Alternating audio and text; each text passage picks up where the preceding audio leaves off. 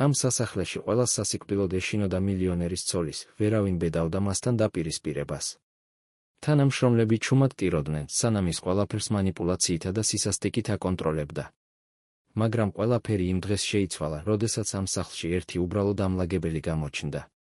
თუ გადალახვისა და სიყვარულის ეს მშვენიერი ისტორია დაგაინტერესებთ, არ დაგავიწყდეთ ჩვენი არხის გამოწერა და მოგწერეთ, რომელი ქალაქიდან გვიყურებთ.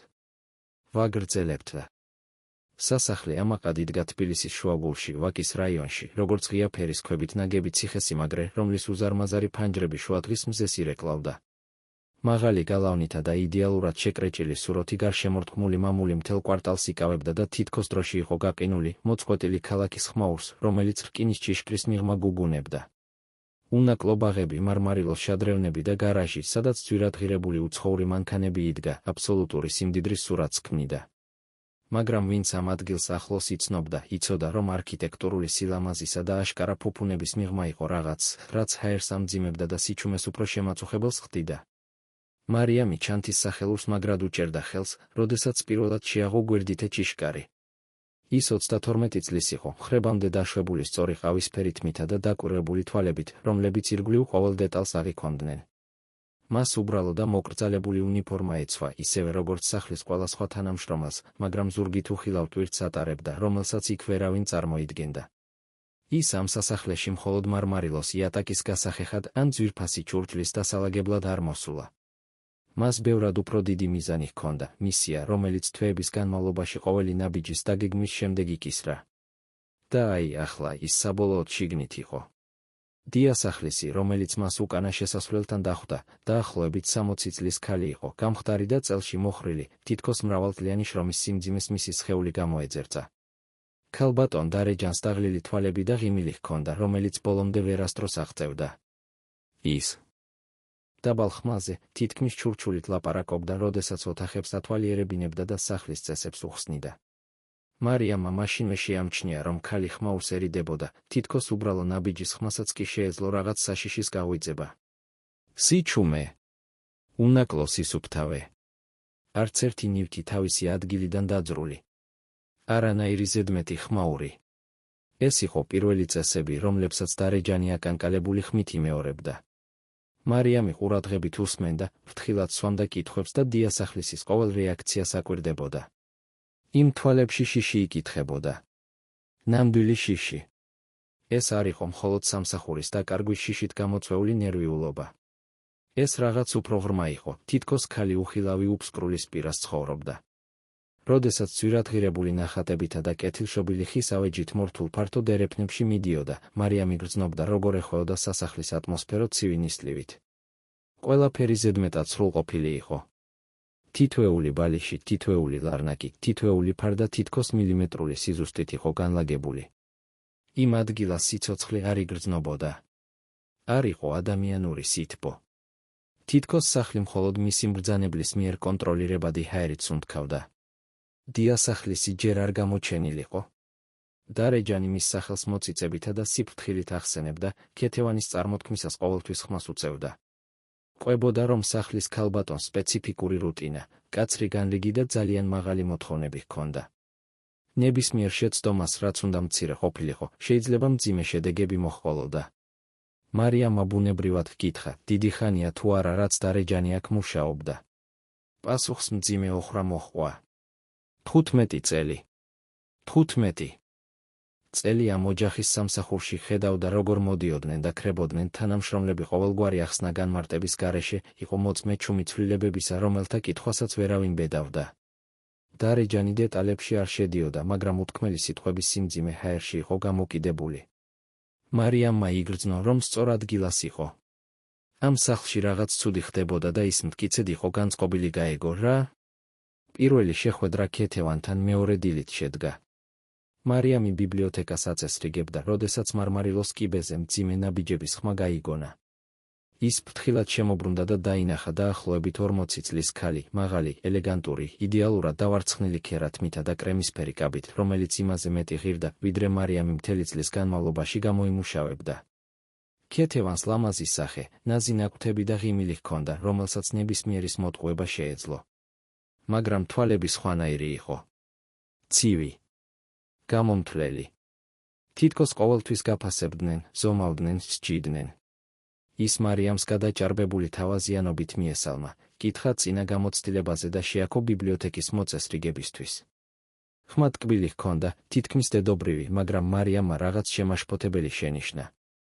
საუბრისას ქეთევანი მზერას არ აშორებდა, თვალს არ ახამხამებდა, თითქოს ყოველფარულ ფიქრს კითხულობდა. ეს იყო მზერა, რომელიც შიგნით იჭრებოდა, რომელიც დაცვის ყოველგვარ მცდელობას აშიშვლებდა. მარიამმა საპასუხოდ გაუღიმა, მადლობა გადაუხადა კომპლიმენტებისთვის და წინასწარ მომზადებული თავმდაბლობით უპასუხა. მაგრამ შიგნიდან გული აუჩქარდა. ის იმ ადამიანის წინაშე იდგა, ვისიც ყველას ეშინოდა და ახლა ხვდებოდა, რატომ. მომდევნო დღეებში მარიამმა სახლის დინამიკაზე დაკვირვება დაიწყო. ხედავდა, როგორ მოძრაობდნენ თანამშრომლები აჩრდილებივით, როგორ ერიდებოდნენ დერეფნებში ქეთევანთან შეხვედრას. ამჩნევდა, როგორ ძლიერდებოდა სიჩუმე, როდესაც ის ოთახში შედიოდა. ხედავდა, როგორ კანკალებდა დარეჯანი, როდესაც ქალბატონის კაბინეტში პირად საუბარზე იხმობდნენ. და მან საზარელი კანონზომიერების ამოცნობა დაიწყო. დამცირება მუდმივი იყო, მაგრამ არასოდეს სკანდალური. ქეთევანი არასოდეს ყვიროდა. ეს არ სჭირდებოდა. მისი იარაღი იყო מחული სიტყვა, სრულად შენიღბული მოწამლული კომენტარი, კრიტიკა, რომელიც შიგნიდან განადგურებდა. სადილის მაგიდაზე არასწორად დადგმული ჩიქა 15 წუთიან საყვედურს იწვევდა უნიჭობასა და უპატივცემულობაზე. ხალიჩაზე მცირე ლაქა დაუდევრობისა და უპასუხისმგებლობის მტკიცებულებად იქცეოდა. ყოველი შეცდომა, რეალური თუ გამოგონილი, გამოიყენებოდა იმის შესახსენებლად, რომ თანამშრომლები შეცვლადების, ზედმეტებიდან დობის უღირსნი იყვნენ. მარიამი შეესწრო სცენას, რამაც სისხლი გაუყინა. დარეჯანმა განსაკუთრებული ვახშამი მოამზადა და ხორცის შეზავებისას შეცდომა დაუშვა. ქეთევანმა ყველა თანამშრომელი სასადილო ოთახში დაიბარა და ყველას წინაშე აიძულა დიასახლისი კერძი გაესინჯა, თან ყოველ დეფექტს სასტიკი დეტალებით აღწერდა. დამცირება 10 წუთს გაგრძელდა. დარეჯანი ჩუმად ტიროდა და განუწყვეტლივ ბოდიშს იხდიდა, სხვა თანამშრომლები კი თავჩავუნულები უყურებდნენ, გახარებულები იმით, რომ ამჯერად სამიზნე თავად არ იყვნენ. მაგრამ მარიამისთვის ყველაზე შოკის მომგვრელი ის იყო, რაც შემდეგ მოხდა. როდესაც იმ საღამოს ქეთევანის ქმარი სახლში დაბრუნდა, ის სრულიად შეიცვალა. გაიღიმა. ლუკას სიყვარულით ჩაეხუტა, დარეჯანის მომზადებული ვახშამი შეაქო და იდეალური ცოლივით იქცეოდა.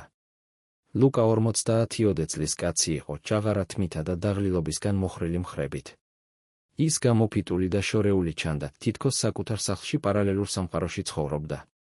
მან ქეთევანს მადლიერებით გაუღიმა, ხელი სიტყვოთი ჩაჰკიდა და ვერაფერი შეამჩნია იმისგან, რაც რამდენიმე საათის წინ მოხდა. მარიამი იმ მომენტში მიხვდა, რომ მსახიობის წინაშე იდგა.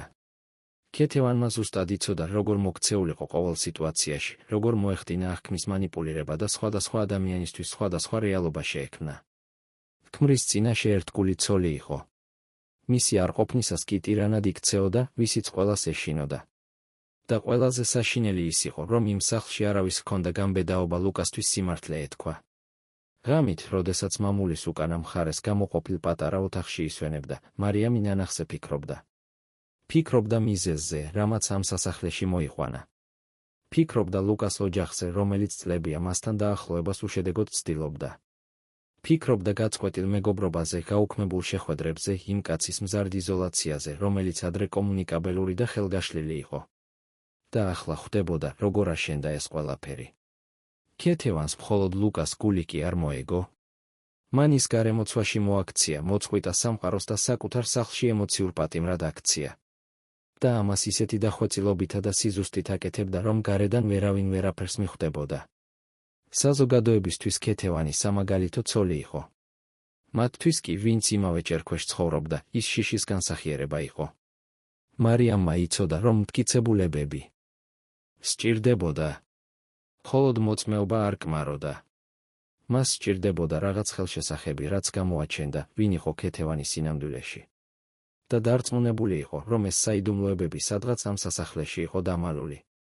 მეორე დილით, როდესაც შესასვლელ ჰოლს ასუფთავებდა, მარიამმა ზედა სართულიდან სუსტი ხმა გაიგონა.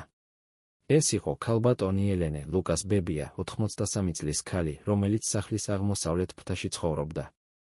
მარიამს სმენოდა მის შესახებ, მაგრამ პირადად ჯერ არ იცნობდა. დარეჯანს ნათქვამი ჰქონდა, რომ მოხუცს ჯანმრთელობა შერყეული ჰქონდა და დროს ძირითადად თავის ოთახში ატარებდა.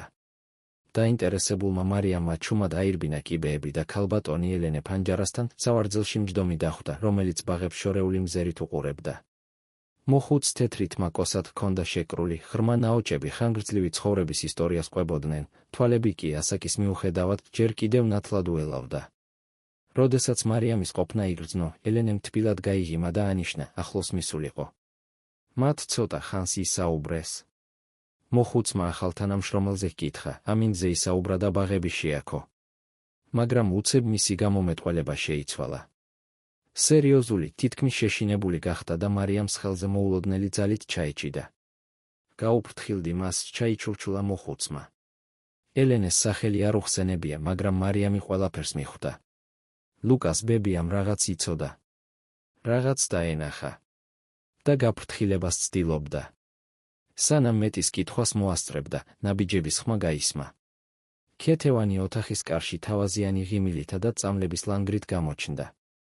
მარიამს ყალბი თავაზიანობით მიესალმა და სთხოვა, თავის საქმეს დაბრუნებოდა. კიბეებზე. ჩასვლისას მარიამა უკან გაიხედა და დაინახა, როგორ აძლევდა ქეთევანი ელენეს რამდენიმე აბს, რომლებსაც მოხუცი მორჩილად იღებდა. იმ ღამეს მარიამს არ დაეძინა. უკანა ოთახის ვიწრო საწოლში მწოლიარე სასახლის შორეულ ხმებს უსმენდა. კარის ჭრიალს, ხალიჩაზე ჩახშობილ ნაბიჯებს, ფანჯრებზე ქარის დარტყმას. ფიქრობდა ელენეზე, მის შეშინებულ მზერაზე და ჩურჩულით ნათქვამ გაფრთხილებაზე. ფიქრობდა დარეჯანზე, 15-წუთიანი ჩუმი და მცირებებით წელში მოხრილ ქალზე. ფიქრობდა ლუკაზე, კაცზე, რომელიც საკუთარ სახლში აჩრდილივით ცხოვრობდა, მოწყვეტილი ყველასგან და ყველაფრისგან, რაც ოდესღაც უყვარდა. და საკუთარ თავს ეკითხებოდა, კიდევ რამდენ ხანს შეძლებდა ამ ფარსის გაგრძელებას. რამდენ ხანს შეძლებდა თავი მოეჩვენებინა უბრალო, შეშინებულ დამლაგებლად, რომელიც თავჩაღუნული ელოდება ბრძანებებს და პრობლემებს გაურბის. რამდენ ხანს დასჭირდებოდა ქეთევანს, რომ ეჩვია-ეღო, გამოეძიებინა და აღმოეჩინა ბზარები იმ ისტორიაში, რომელიც მარიამმა ამ სახლში მოსახვედრად შეთხზა. საწოლიდან ადგა და პატარა ფანჯარასთან მივიდა, საიდანაც უკანა ბაღები ჩანდა. მთვარე ანათებდა იდეალურად შეკრეჭილ ხეებს, გეომეტრიულად განლაგებულ ყვავილებს, ქვის ბილიქს, რომელიც დახურულ აუზამდე მიდიოდა. ყველაფერი ისეთი ლამაზი იყო. ისეთი სრულყოფილი. და ისეთი ყალბი. მარიამმა შუბლიცი მინას მიადო და თვალები დახუჭა. გაახსენდა დღე, როდესაც მიიღო სატელეფონო ზარი, რომელმაც ყველაფერი შეცვალა. ეს იყო ლუკას და სასოწარკვეთილი ქალი, რომელსაც ძმა თითქმის 3 წელი არ ენახა. ის აკანკალებული ხმით ყვებოდა, როგორ ჩამოშორდა ლუკა თანდათან ოჯახს, როგორ აუქმებდა სადილებს, აიგნორებდა დაბადების დღეებს და სულ უფრო სუსტ მიზეზებს იგონებდა. თავიდან ყველა მიფიქრა, რომ ეს სამსახურებრივი სტრესი ან ქორწინებასთან შეგუების პერიოდი იყო. მაგრამ დროთა განმავლობაში მიხვდნენ, რომ რაღაც ძალიან ცუდად იყო. ლუკას ზარები სულ უფრო იშვიათი და კონტროლირებადი ხდებოდა. როდესაც პასუხობდა, დაღლილი და შორეული ჩანდა, თითქოს წინასწარმომზადებულ სცენარს კითხულობდა. ყოველთვის კარგად ლაპარაკობდა ქეთევანზე, აქებდა მის ერთგულებას, მადლობას უხდიდა ზრუნვისთვის. მაგრამ ოჯახზე არასოდეს. კითხულობდა. მათ ნახვაზე ინტერესს არ იჩენდა. თითქოს შიგნიდან წაშალეს და საკუთარი თავის ცარიელ ვერსიად აქციეს. ოჯახმა ყველაფერი სცადა. მივიდნენ სასახლეში, მაგრამ ქეთევანი მათ ყოველთვის გადაჭარბებული თავაზიანობით ხვდებოდა და ვიზიტის შესამოკლებლად მიზეზებს პოულობდა. ლუკა დაღლილია, მნიშვნელოვანი შეხვედრები აქვს, თავს კარგად არ გრძნობს. ყოველთვის იყო მიზეზი. და როდესაც როგორც იქნა, რამდენიმე წუთით მასთან პირისპირ დარჩენას ახერხებდნენ, ამჩნევდნენ, რამდენად შეცვლილი იყო. მოხრილი მხრები, უსიცოცხლო მზერა, მონოტონური ხმა. თითქოს მუდმივი გამოფიტვის მდგომარეობაში ცხოვრობდა. სწორედ მაშინ გადაწყვიტა ლუკას და ვინმეს დაქირავება გამოსაძიებლად. მას უნდა გაეგო, რა ხდებოდა სასახლის შიგნით. მტკიცებულებები სჭირდებოდა, რათა ძმისთვის ეჩვენებინა, რომ მასზე მანიპულირებდნენ. და მარიამი, თავისი მოკრძალებული გამოცდილებითა და შეუმჩნევლად დარჩენის უნარით, ამ მისიისთვის შერჩეული პირი გახდა. მარიამმა თვალები გაახილა და მთვარით განათებულ ბაღებს შეხედა. იცოდა, რომ ეს სამუშაო არა მხოლოდ ფულის გამო მიიღო, არამედ იმიტომ, რომ ლუკას ისტორია მის საკუთარ ცხოვრებაშიც პოულობდა გამოძახილს. მანაც იცოდა, რას ნიშნავდა უხილავ ქსელში გაბმა. მანაც იცოდა, რას ნიშნავდა ცხოვრება იმ ადამიანის კონტროლის ქვეშ, რომელიც სიტყვებს იარაღად იყენებდა და სიყვარულს ბორკილებად აქცევდა. და მას ჰქონდა საკუთარი საიდუმლოებები, რომლებსაც ფრთხილად ინახავდა. საიდუმლოებები, რომლებსაც იმ სახლში ვერავინ გაიგებდა. რადგან თუ ქეთევანი გაიგებდა, ვინ იყო მარიამი სინამდვილეში, თუ გახსნიდა იმ ტყუილების ფენებს, რომლებმაც ის აქამდე მოიყვანა, სასახლეში დაწყებული ჩუმი ომი ბევრად უფრო საშიშრამედ გადაიქცეოდა. მარიამმა თითებით თმას შეეხო. იქ არავინ იცოდა, რომ ეს თმა მისი არ იყო. ვერავინ წარმოიდგენდა, რას მალავდა ის ამ ჩვეულებრივი გარეგნობის მიღმა. და სანამ ეს საიდუმლო დაცული იქნებოდა, მას მისიის შესრულების შანსი ექნებოდა. საწოლში დაბრუნდა და საბანი ნიკაპამდე აიწია. ხვალდაკვირვების კიდევ ერთი დღე იქნებოდა, თავის მოჩვენების კიდევ ერთი დღე, იმ მდიდრული სასახლის აჩრდილებში მოძრაობის კიდევ ერთი დღე. მოთმინება სჭირდებოდა. სიფრთხილე სჭირდებოდა. რადგან იცოდა, რომ ქეთევანი მხოლოდ სასტიკი კი არ იყო, არამედ ჭკვიანი, გამომთვლელი და საშიში. და მარიამი დარწმუნებული იყო, რომ იმ სახლის რომელიღაც კუთხეში ბევრად უფრო დიდი საიდუმლოებები იმალებოდა, ვიდრე ვინმეს წარმოედგინა. საიდუმლოებები, რომლებიც არა მხოლოდ ლუკას მდგომარეობას ახსნიდა, არამედ შესაძლოა ბევრად უფრო ბნელ კანონზომიერებას გამოაჩენდა. ჯერჯერობით უხილავად დარჩენა უნდა გაეგრძელებინა. ყოველი მოძრაობის დაკვირვება, ყოველი საუბრის მოსმენა, სიმართლის ყოველი ნამცეცის შეგროვება, რომელიც ძვირადღირებული ნახატებითა და სპარსული ხალიჩებით დაფარულ კედლებს შორის იმალებოდა. რადგან მარიამი მხოლოდ დროებითი თანამშრომელი არ იყო, არც მხოლოდ დაქირავებული გამომძიებელი.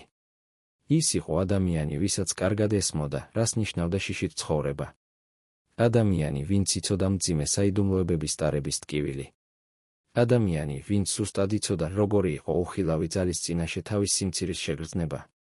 და ეს ღრმა გაგება, მტკივნეული გამოცდილებიდან დაბადებული ემპათია, იყო სწორედ ის, რაც მას ქეთევანთან დასაპირისპირებლად საჭირო ადამიანად აქცევდა. რადგან მტაცებლის დასამარცხებლად ხანდახან საჭიროა იცოდე, როგორია იყო მსხვერპლი. მარიამმა თვალები დახუჭა და დაძინება სცადა, იცოდა რა, რომ მომდევნო დღეების შემაშფოთებელ აღმოჩენებს მოიტანდა. იცოდა, რომ სახიფათო ტერიტორიაზე შედიოდა, სადაც ყოველი ნაბიჯი გათვლილი უნდა ყოფილიყო და ყოველი სიტყვა აწონილი. მაგრამ ის უკან არ დაიხევდა. არ შეეძლო. რადგან ახლა როცა დაინახა შიში დარეჯანის თვალებში, მოისმინა ელენეს სასოწარკვეთილი გაფრთხილება და იგრძნო ლუკას ღრმა მარტოობა, თავს ყველას წინაშე პასუხისმგებლად გრძნობდა. და ის არ დატოვებდა იმ სასახლეს, სანამ манипуляციის ქსელში გაბმულ თითოეულ ადამიანს არ გაათავისუფლებდა. მაშინაც კი, თუ ეს მისი საკუთარი საიდუმლოებების გამჟღავნებას ნიშნავდა. მაშინაც კი, თუ ეს საკუთარ შიშებთან პირისპირ შეხვედრას ნიშნავდა. რადგან ხანდახან გაიფიქრა მარიამმა დაძინებამდე სხვების გადასარჩენად ერთადერთი გზა ჯერ საკუთარი თავის გადასარჩენად გამბედაობის პოვნა. მომდევნო დღეებმა მოიტანა აღმოჩენები, რომლებსაც მარიამი ასე მალე არ ელოდა. სასახლის რუტინა მკაცრ და პროგნოზირებად კანონზომიერებას მიჰყვებოდა, მაგრამ სწორედ მცირე გადაცდომებში, გათვლილ გამონაკლისებში ვლინდებოდა ქეთევანის ნამდვილი ბუნება შემაშფოთებელი სიცხადით. მარიამმა მალე გაიგო, რომ ხუთშაბათი იყო დღე, როდესაც ლუკა ოფისში შეხვედრებზე გადიოდა და მხოლოდ გვიან საღამოს ბრუნდებოდა. სწორედ ამ დღეებში იხსნიდა ქეთევანი ნიღაბს და აღარ სჭირდებოდა ერთგული ცოლის როლის თამაში. და ერთ წვიმიან მაისის ხუთშაბათს მარიამი შეესწრო რაღაცას, რამაც დაანახა იმ კონტროლის რეალური მასშტაბი, რომელიც იმ სახლში სუფევდა. ზარეულს ქალს სახელად ლამარას, რომელიც იქ 8 წელი მუშაობდა, საუზმე ჩვეული მონდომებით მოემზადებინა. ყველაფერი უნაკლო იყო. ნაზად დაჭრილი ხილი, თბილი პური, ახლად გამოცურული წვენი. მაგრამ როდესაც ქეთევანი საუზმეზე ჩამოვიდა, აიღო გახოხული პური, რამდენიმე წამით დაათვალიერა და უბრალოდ ნაგავში გადააგდო. შემდეგ ლამარას იმ ცივი ღიმილით შეხედა, რომელიც მარიამმა უკვე კარგად იცოდა. დამწვარია, თქვა ქეთევანმა მშვიდი ხმით. ლამარა შეეცადა აეხსნა, რომ ზუსტად ისე გახოხა, როგორც ქალბატონი ყოველთვის ითხოვდა, მაგრამ ხელის ერთი მოძრაობით გააჩერეს. ქეთევანს ახსნა განმარტება არ სურდა. მას მორჩილება სურდა. და მომდევნო 10 წუთი მტკივნეული დეტალებით აღწერდა, როგორ ბერდებოდა ლამარა, როგორ ხდებოდა ნელი და დაუდევარი. როგორ დადგა დრო, რომ ვინმე უფრო ახალგაზრდა, უფრო ყურადღებიანი და კომპეტენტური დაექირავებინათ. მარიამი ამ ყველაფერს მეზობელი ოთახიდან აკვირდებოდა, თითქოს თაროებს აწესრიგებდა. დაინახა ლამარას სახეზე ჩამოგორებული ჩუმი ცრემლები. დაინახა, როგორ იხრებოდა მზარეული კიდევ უფრო მეტად, როგორ იხდიდა ბოდიშს და უკეთესად მუშაობას პირდებოდა. და დაინახა საზარელი სიცხადით, როგორ იკვებებოდა ქეთევანი ამ ტკივილით, თითქოს სხვისი დამცირება მას ენერგიას მატებდა. როდესაც განადგურებული ლამარა სამზარეულოში დაბრუნდა, ქეთევანმა უბრალოდ სხვა პური აიღო, შვიდად შეჭამა და დღე განაგრძო. თითქოს არაფერი მომხდარიყო. თითქოს სხვისი ემოციური განადგურება მხოლოდ ერთი ჩვეულებრივი დილის დავალება ყოფილიყო. მარიამმა იგრძნო, როგორ მოაწვა ბრაზი ხელში, მაგრამ თავი შეიკავა. არ შეეძლო რეაგირება. არ შეეძლო საკუთარი თავის გამოაშკარავება. ჯერ არა. მას სისტემა ბოლომდე უნდა გაეგოს, სანამ მის დაშლას შეეცდებოდა. და რაც უფრო მეტ საკვირდებოდა, მით მეტად ხვდებოდა, რომ ქეთევანი იმპულსურად არ მოქმედებდა. ყოველი შეტევა გათვლილი იყო, ყოველ დამცირებას თავისი კონკრეტული მიზანი ჰქონდა. იმ დღეს, როდესაც ლუკას კაბინეტს ასუფთავებდა, მარიამმა რაღაც საინტერესო იპოვა. ძველი ფოტოები, რომლებიც იშვიათად გამოყენებულ უჯრაში ინახებოდა. ეს იყო სურათების სხვა. დროიდან, როდესაც ლუკა ჯერ კიდევ თვალებით იღიმოდა, როდესაც მეგობრები გარს ეხვინენ, როდესაც მართლა ცოცხალი ჩანდა. იყო მისი ფოტოები ოჯახთან ერთად, წვეულებებზე, მოგზაურობებში. და არც ერთ მათგანში ქეთევანი არ ჩანდა. მარიამმა აიღო ერთი ფოტო, რომელმაც მისი ყურადღება მიიპყრო. ლუკა თავისივე ასაკის კაცის გვერდით იდგა, ორივე ფართოდ იღიმოდა, ერთმანეთისთვის მხარზე ხელი გადაეხვიათ. უკანა მხარეს ეწერა, მე და ირაკლი, ბათუმი, 2015. ეს ლუკას ხელწერა იყო, ლაღი და ბედნიერი. მარიამმა გონებაში დაიმახსოვრა ეს სახელი. ირაკლი. ახლო მეგობარი, რომელიც, როგორც ჩანს, აღარ იყო ლუკას ცხოვრების ნაწილი. ფრთხილად გააგრძელა ძებნა. იპოვა 2 წლის წინანდელი დღიური, სავსე სოციალური შეხვედრებით, ვახშმებით, საქმიანი პაემნებით. ლუკას კალამი ენთუზიაზმით ავსებდა ფურცლებს. მაგრამ შემდეგ თანდათან შეხვედრები გადახაზული ხდებოდა. გაუქმებები, რომლებსაც მინდორზე მიწერილი მიზეზები მოჰყვებოდა. თავის ტკივილი. ქეთევანი თავს კარგად არ გრძნობს. სახლში უნდა დავრჩე. ძალიან დაღლილი ვარ. და ბოლოს, დღიურის ბოლო მესამეჩი ფურცლები პრაქტიკულად ცარიელი იყო. თითქოს ლუკას სოციალური ცხოვრება სრულიად წაიშალა. მარიამმა უჯრა ფრთხილად დახურა და გულზე სიმძიმე იგრძნო. ის ფურცელზე დოკუმენტირებულად ხედავდა ერთი კაცის იზოლაციის პროცესს. მოგვიანებით, როდესაც წყვილის გარდერობში ტანსაცმელს აწესრიგებდა, მარიამმა ოთახიდან ხმები გაიგონა. ქეთევანი ტელეფონზე ლაპარაკობდა და ტონით თუ ვიმსჯელებთ, არ მოელოდა, რომ ვინმე მოусმენდა. მარიამი ნახევრად ღია კარის უკან გაირინდა და სუნთქვა შეიკავა. ვერც კი ამჩნევს, ამბობდა ქეთევანი დაბალი სიცილით. გონია, რომ მისი იდეა იყო. რომ თავად გადაწყვიტა. ჩამოშორება. საწყალი ლუკა. ბიზნესში ასეთი ჭკვიანია, სხვა ყველაფერში კი, ასეთი მიამიტი. მეორე მხარეს ხმა არის მოდა, მაგრამ ქეთევანმა განაგრძო, ნუ ნერვიულობ. ზუსტად ვიცი, რასაც ვაკეთებ. ყველა ადამიანი, ვინც უყვარდა, ფრთხილად ჩამოვაშორე. ყოველი მეგობრობა ნელ-ნელა მოიწამლა. და მას სჯერა, რომ ყველა მიატოვა. რომ მხოლოდ მე დავრჩი. მარიამმა იგრძნო, როგორ აუჩქარდა გული. ის აღიარებას უსმენდა. სისტემური მანიპულაციის აშკარა და ცივ აღიარებას. უნდოდა ჩაეწერა, უნდოდა მოწმე გამხდარიყო, მაგრამ იცოდა, რომ არ შეეძლო. ნებისმიერ მოძრაობას შეამჩნევდნენ. ამიტომ გაუნձრევლად იდგა და ყოველ სიტყვას აბსოლუტური ყურადღებით უსმენდა. ქეთევანმა საუბარი დაასრულა და ოთახიდან გავიდა. მარიამმა რამდენიმე წუთი დაიცადა, სანამ განძრეულდებოდა, ღრმად ისუნთქა ნერვების დასამშვიდებლად. ახლა უკვე დარწმუნებული იყო. ლუკა ოჯახს საკუთარი ნებით არ ჩამოშორებია. ის განზრახ მოკვეთეს. და ქეთევანი ამას არა მხოლოდ უშვებდა, არამედ თავად დირიჟორობდა ყველაფერს. იმ საღამოს მარიამმა ელენე მოძებნა. იცოდა, რომ მოხუცს მნიშვნელოვანი ინფორმაცია ჰქონდა, მაგრამ ისეთი მომენტი უნდა ეპოვა, როცა ქეთევანი ახლოს არ იქნებოდა. შანსი მაშინ მიეცა, როდესაც ქალბატონი ქალაქის ცენტრში საქველმოქმედო ღონისძიებაზე წავიდა. ავიდა ელენეს ოთახში და კარზე ნაზად დააკაკუნა. მოხუცმა დაღლილი ღიმილით მიიღო და ანიშნა, შესულიყო. ოთახი კომფორტული იყო, ძველებური ავეჯითა და საოჯახო ფოტოებით მორთული. მარიამმა ბევრ მათგანში იცნო ლუკა, ყოველთვის მომღიმარი, ყოველთვის ხალხის გარემოცვაში. ფანჯარასთან ერთად დასხდნენ. ელენემ მარიამს ხელი ჩაჰკიდა და თვალებში გასაკვირი ინტენსივობით შეხედა. ვიცი, რომ შენ მხოლოდ დამლაგებელი არ ხარ, თქვა მოხუცმა სუსტი, მაგრამ მტკიცე ხმით. ხედავ. შენ რაღაცას ეძებ. რაღაცის გაგებას ცდილობ. მარიამს არ უაროყვია. ნელა დაუქნია თავი და ჰკითხა, შეეძლო თუ არა ელენეს ეთქვა, რაც იცოდა. მოხუცმა წამით თვალები დახუჭა, თითქოს ძალებს იკრებდა რაღაც მტკივნეულზე სასაუბროდ.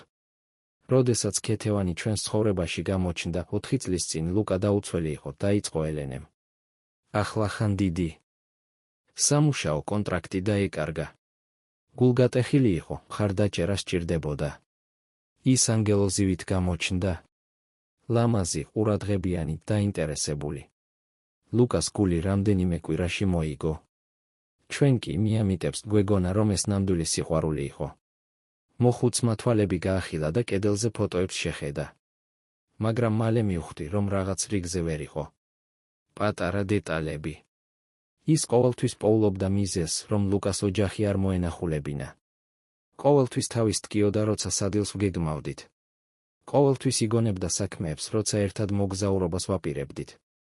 და ლუკა, შეყვარებული და დაბრმავებული, ყველაფერს იღებდა. ელენემ მოყვა, როგორ დაიწყო ქეთევანმა ეჩვის თესლის ჩათესვა. დახვეწილი კომენტარები ოჯახის წევრებზე. მინიშნებები ლუკას მეგობრების განზრახვებზე. ვარაუდები, რომ ყველას მხოლოდ მისი ფული და გავლენა სურდა.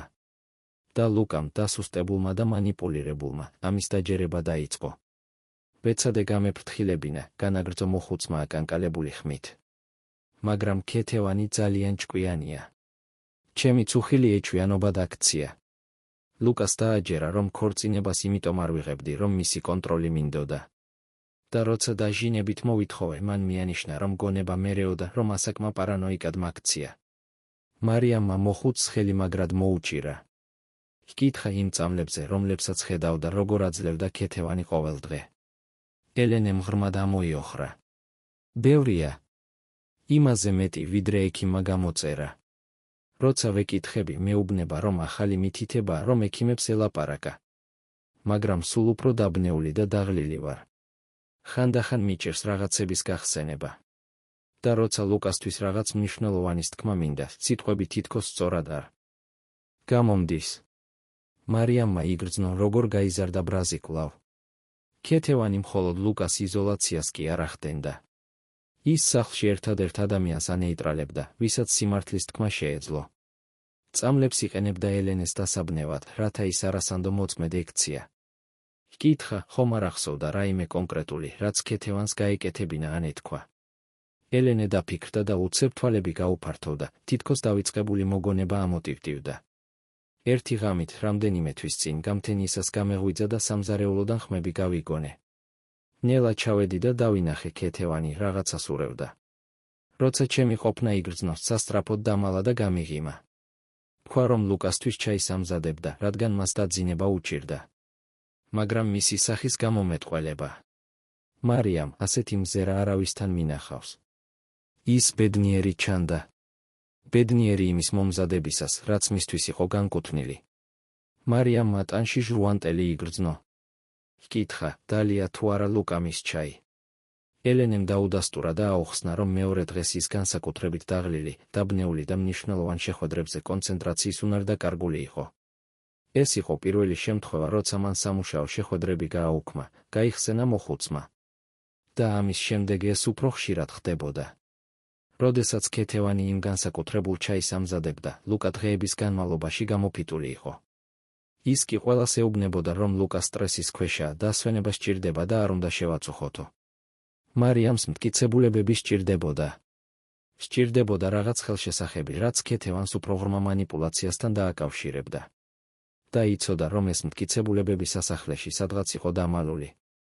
მადლობა გადაუხადა ელენეს და დახპირდა, რომ ყველაფერს გააკეთებდა დასახმარებლად. მოხუცმა ხელი მაგრად მოუჭირა და ბოლო გაფრთხილება ჩასჩურჩულა. ფრთხილად იყავი, მარიამ. ის ისეთი საშიშია, რომ ჯერ ბოლომდე ვერც კი ხვდები. ის მხოლოდ სასტიკი არ არის. ის მომთმენია. მეთოდური. და როდესაც გაიგებს, რომ ვინმე მის წინააღმდეგაა, ბრაზით კი არ რეაგირებს, არამედ გეგმით. და მისი გეგმები ყოველთვის დამანგრეველია. მარიამი თავის ოთახში აფორიაქებული დაბრუნდა. იცოდა, რომ სწრაფად უნდა ემოქმედა, მაგრამ უკიდურესი სიფრთხილით. ქეთევანი ისედაც ეჭვიანი იყო. ნებისმიერ არასწორ ნაბიჯს შეეძლო მთელი გამოძიება დაეღუპა. საწოლში დაცვა და ყველაფერზე დაფიქრდა, რაც აღმოაჩინა. ლუკას სისტემური იზოლაცია. ელენეს განეიტრალება. საიდუმლო ჩაი. და ის სატელეფონო საუბარი, სადაც ქეთევანი საზარელი ცივსისხლიანობით აღიარებდა ყველაფრის მანიპულირებას. მაგრამ რაღაც მაინც არ ეწყობოდა. რატომ? რატომ აკეთებდა ქეთევანი ამ ყველაფერს? მხოლოდ ფულისთვის. ძალაუფლებისთვის. თუ იყო რაღაც უფრო ღრმა, უფრო შემაშფოთებელი, რაც ამ მეთოდურ სისასტიკეს ამოძრავებდა? მარიამი დარწმუნებული იყო, რომ პასუხი სადღაც ინახებოდა. და ის მტკიცედ იყო განწყობილი ეპოვა იგი. მაშინაც კი, თუ ეს სულ უფრო სახიფათო ტერიტორიაზე შესვლას ნიშნავდა. მაშინაც კი, თუ ეს პირდაპირ იმ ქალის გზაზე დადგომას ნიშნავდა, რომელიც, როგორც ელენემ გააფრთხილა, ბევრად უფრო საშიში იყო, ვიდრე ვინმეს წარმოედგინა. თვალები დახუჭა და ღრმად ამოისუნთქა. ხვალ გამოძიებას გააგრძელებდა. ხვალ იმ გადამწყვეტ მტკიცებულებებს მოძებნიდა. რადგან ახლა ამას მხოლოდ ლუკასთვის ან შორეული ოჯახისთვის აღარ აკეთებდა. ამას აკეთებდა დარეჯანისთვის, ლამარასთვის, ელენესთვის და ყველასთვის, ვინც იმ ქსელში გამომწყვდეული ცხოვრობდა. და რაც მთავარია, ამას აკეთებდა ლუკასთვის. კაცისთვის, რომელსაც ნელ-ნელა ანადგურებდნენ, დღითი დღე, ის ადამიანი, ვისაც ის უნდა ხვარებოდა. კაცისთვის, რომელსაც სასწრაფოდ სჭირდებოდა რეალობის დანახვა, სანამ გვიან არ იქნებოდა. მარიამს განახლებული მტკიცე ნებით ჩაეძინა. იცოდა, რომ მომდევნო დღეები დიდ რისკებს მოიტანდა. იცოდა, რომ სახიფათო თამაში შედიოდა დაუნდობელი მოწინააღმდეგის წინააღმდეგ. მაგრამ მასში რაღაც შეიცვალა მას შემდეგ, რაც ამ სასახლეში მოვიდა. ის აღარ იყო მხოლოდ გამომძიებელი, რომელიც სამუშაოს ასრულებდა. ის გახდა მოწმე რაღაც ბევრად უფრო დიდის, ბევრად უფრო შემაშფოთებლის. და ყოველი ისტორია, რომელსაც ისმენდა, ყოველი ცრემლი, რომელსაც ხედავდა, დამცირების ყოველი მომენტი, რომელსაც შეესწრო, ხვებავდა მის მტკიცე ნებას, რომელიც პროფესიულ მოვალეობაზე შორს მიდიოდა.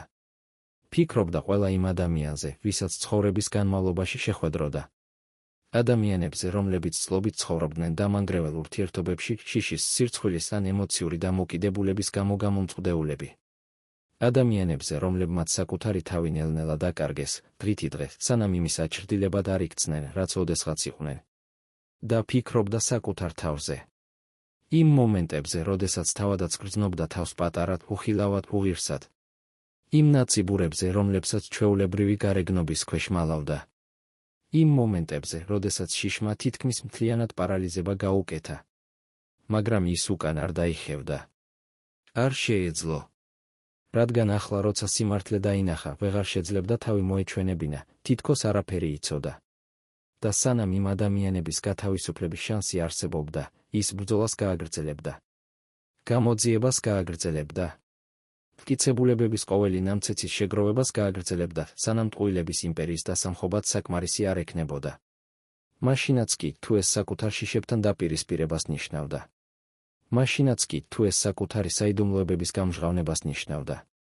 რადგან მარიამა გულის სიღრმეში იცოდა, რომ ეს ბრძოლა მხოლოდ ლუკაზე ან მის ოჯახზე არ იყო.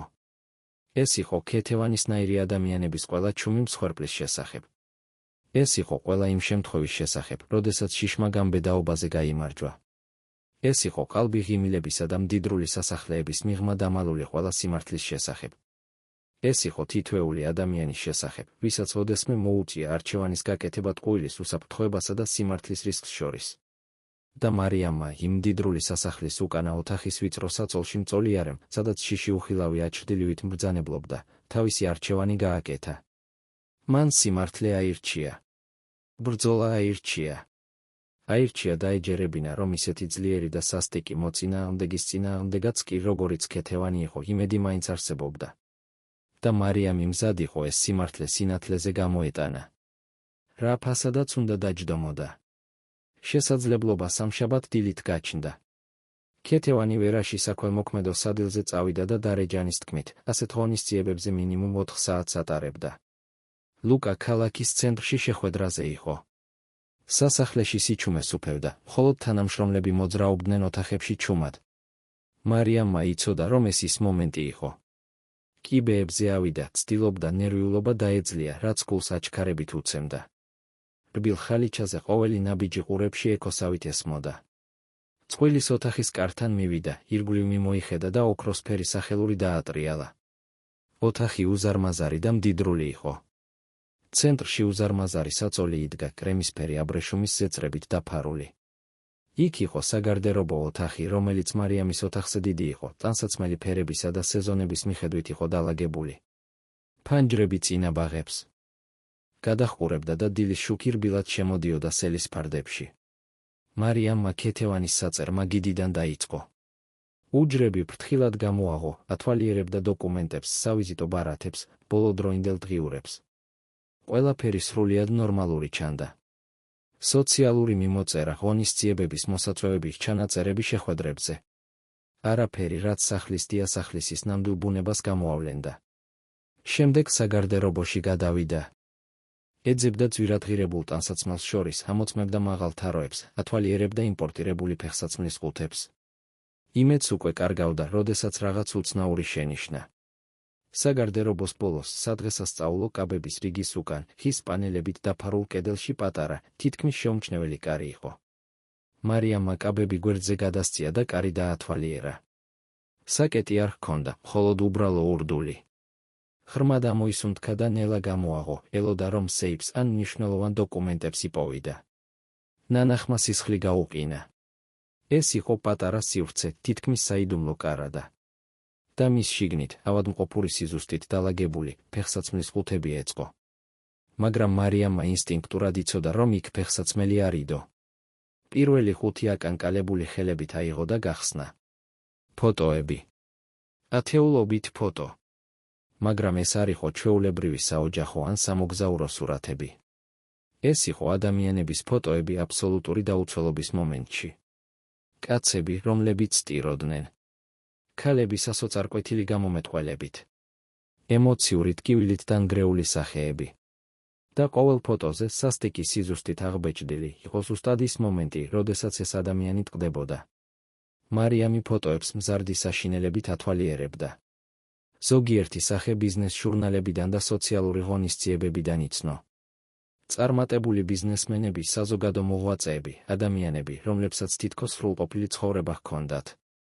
მაგრამ აქ ისინი თავიანთ ყველაზე ცუდ მომენტებში იყვნენ აღბეჭდილი. დამცირებულები, დამარცხებულები, განადგურებულები. და თითოეული ფოტოს უკანა მხარეს, ლამაზი ხელწერით მინაწერები იყო. თარიღები, სახელები და პატარა კომენტარები რამაც. მარიამს გული აურია. მარკოსი. 2018 წლის სექტემბერი. 6 თვე დასჭირდა. ბავშვივით ტიროდა, როცა გაიგო, რომ კომპანია გაკოტრდა. გემრიელია. პატრიცია. 2019 წლის მარტი. 4 თვე. შვილებზე მეურვეობა დაკარგა. მისი სახის გამომეტყველება ჩემი ყველაზე დიდი მიღწევა იყო აქამდე. მარიამმა თაროს ჩაიჭიდა, რომ არ წაბორძიკებულიყო. ის განადგურების არქივის წინაშე იდგა. დანგრეული ცხოვრების მეთოდური ჩანაწერი. და ხელწერა ქეთევანის იყო. ყოველი სიტყვა, ყოველი სადისტური კომენტარი, სხვისი ტანჯვის ყოველი აღნიშვნა. ყველაფერი იმავე ელეგანტურობით დაწერილი, რომლითაც ის წვეულების მოსაწვევებს წერდა. სხვა 5 აიღო. კიდევ ფოტოები. კიდევ მსხვერპლნი. და შემდეგ რაღაც კიდევ უფრო შემაშფოთებელი იპოვა. ტყავში ჩასმული დღიური, რომლის ყდაზე ოქროსფრად იყო ამოტვიფრული ინიციალები ხიმ. აკანკალებული ხელებით გადაშალა. ეს იყო დღიური. მაგრამ არა ჩვეულებრივი დღიური. ეს იყო მანიპულაციის სახელმძღვანელო. დეტალური ინსტრუქცია იმისა, თუ როგორ ირჩევდა, სწავლობდა და ანადგურებდა ქეთევანი თავის მსხვერპლს. პირველ გვერდზე 8 წლის წინანდელი თარიღი იყო. მარიამმა კითხვა დაიწყო და იგრძნო, როგორ მოაწვა გულისრევა ხელში. ყველას აქვს სუსტი წერტილი, ეწერა იდეალური ხელწერით. თავარია მისი პოვნა. ზოგისთვის ეს ფულია. ზოგისთვის თავმოყვარეობა. ბევრისთვის მიტოვების ან უარყოფის შიშია.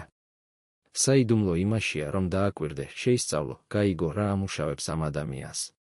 და შემდეგ ნელ-ნელა გაანადგურო ზუსტად ის. მარიამი კითხვას აგრძელებდა გვერდი გვერდზე. ქეთევანი თავის მსხვერპლს კლინიკური სიცივით აღწერდა. როგორ ამოიცნო სისუსტეები, როგორ შექმნა დამოკიდებულების სიტუაციები, როგორ დათესაიჩვები და როგორ მოწყვიტა თითოეული ადამიანი მათი მხარდაჭერის სისტემებს. ეს იყო მეთოდური პროცესი, გათვლილი და ყოველგვარ ემპათიას მოკლებული. იპოვა მთელი სექცია, რომელიც ლუკას ეძღვნებოდა. მარიამს გული აუჩქარდა კითხვისას. ლუკა მენაბდე. წარმატებული ბიზნესმენი, მაგრამ ემოციურად სუსტი პროექტ ჰორიზონტის ჩავარდნის შემდეგ. ბევრი ფული და თავდაჯერებულობა დაკარგა. დაუცველია. იდეალურია. მომდევნო გვერდები თვეების მიხედვით აღწერდა, როგორ მოინადირა ქეთევანმა ლუკა. არა სიყვარულით. სტრატეგიით. ყოველი შეხვედრა და გეგმილი. ყოველი სიტყვა გათვლილი. ყოველი ალერსი ჭადრაკის დაფაზე გადადგმული სვლა იყო. პირველი ფაზა დასრულებულია, დობა მოპოვებულია.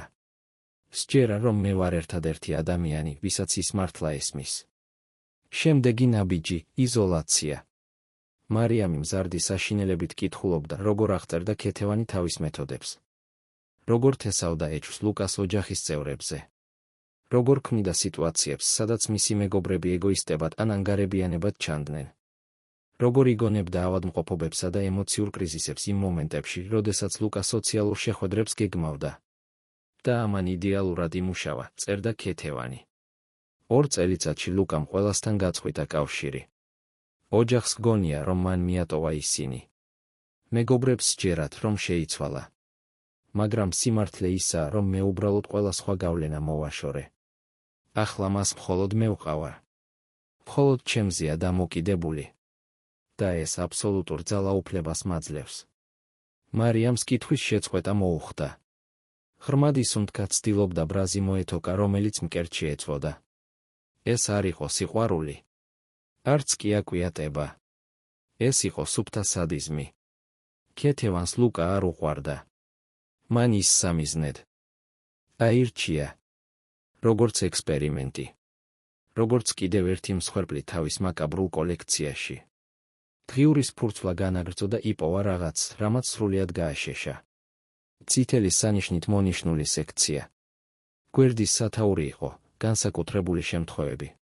და იქ შემაშფოთებელი დეტალებით აღწერილი იყო ტრაგედია, რომელიც ლუკას ოჯახში 3 წლის წინ მოხდა. დათო მენაბდე. ლუკას ბიძაშვილი. პერსპექტიული ბიზნესმენი. თამარზე დაქორწინებული. ყველაფერი ჰქონდა. სანამ მე არ გამიცნო. მარიამს ბუნდოვნად გაახსენდა, რომ ლუკას დამახსენა ბიძაშვილი, რომელმაც წლების წინ მძიმე პერიოდი გამოიარა. მაგრამ დეტალები არასოდეს სცოდნია. და ახლა ქეთევანის სიტყვების კითხვისას ხვდებოდა რატომ. დათო ჩემი ყველაზე ამბიციური პროექტი იყო აქამდე, წერდა ქეთევანი. თითქმის მთელი წელი დასჭირდა. მაგრამ შევძელი. დაუნგრიე ოჯახი, ბიზნესი, რეპუტაცია. და საუკეთესო ის იყო, რომ ვერავინ ვერასოდეს გაიგო, რომ ეს მე ვიყავი. ყველამ დაიჯერა, რომ ის უბრალოდ გატყდა. რომ წნეხს ვერ გაუძლო.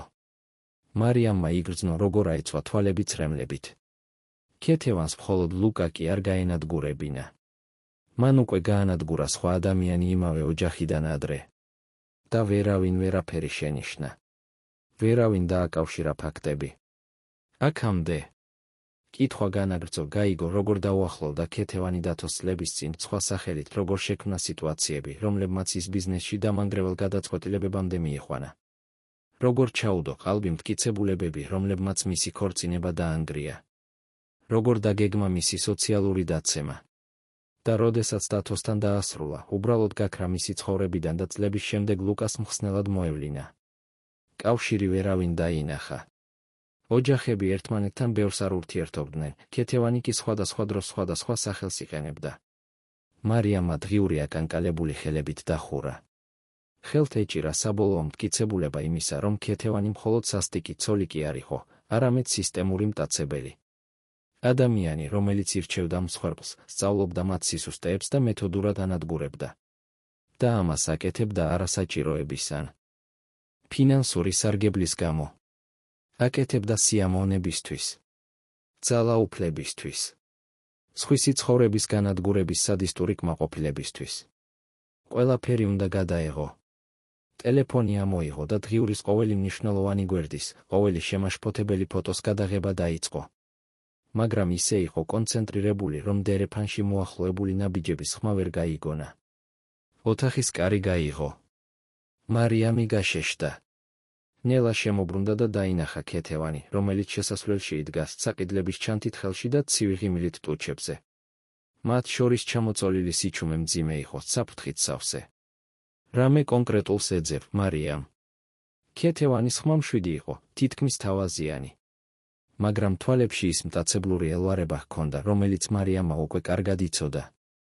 შეეცადა რაიმე მიზეზი მოეფიქრებინა, მაგრამ იცოდა, რომ აზრი არ ჰქონდა. ხელში დღიური ეჭირა. ფოტოები ირგვლივ ეყარა. უარყოფას აზრი არ ჰქონდა. თავის მოჩვენებას მით უმეტეს. ქეთევანი ოთახში ნელი და მტკიცე ნაბიჯებით შემოვიდა. ჩანთა საწოლზე დადო, მარიამისთვის თვალი არ მოუშორებია. შემდეგ ხელები გადაიჯვარედინა და თავი გვერდზე გადახარა, თითქოს საინტერესო მწერს სწავლობდა. იცი, შენზე ეჩვის აღება უკვე დავიწყე, თქვა ქეთევანმა. ზედმეტად დაკვირვებული ხარ. ზედმეტად ყურადღებიანი.